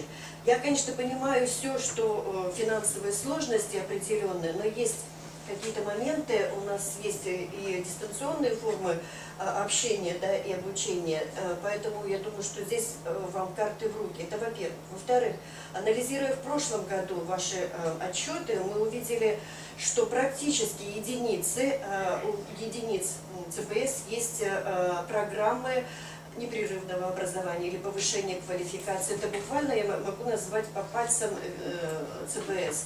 Вот очень всегда хорошие, интересные и нужные, важные программы вот у Ухты, есть у Каркироса, но еще у ряда библиотек. Поэтому я хочу обратить ваше внимание именно на подготовку таких программных документов, именно обучения ваших сотрудников. Потому что требования сейчас ужесточились, требования очень высокие и разноплановые. И хочу сказать, что мы также изучали карты обратной связи. И вот даже последние курсы для сельских библиотекарей, вот мы увидели, что в картах обратной связи пишут они о том, что им необходимо, допустим, компьютерная грамотность, Excel, создание презентации и так далее. Это можно все сделать на уровне муниципалитета, вашем уровне, да, какую-то учебу на целый год разработать. Просят также введение в профессию, потому что какой-то курс по адаптации новых библиотекарей, потому что очень много сейчас пришло не библиотекарей в нашу библиотечную сферу. Это тоже на вашем уровне. У нас, например, в нашей библиотеке есть такой курс введения в профессию, он раз в 2 года проводится у нас, но вот если есть необходимость, вы тоже можете такой курс разработать и адаптировать на своих сотрудников. Так. Ну и последний слайд, вот последовательность действий ваша при создания модельной библиотеки нового типа. Я уже далее, дальше уже все, вот этот проект, слайд уже был показан вам.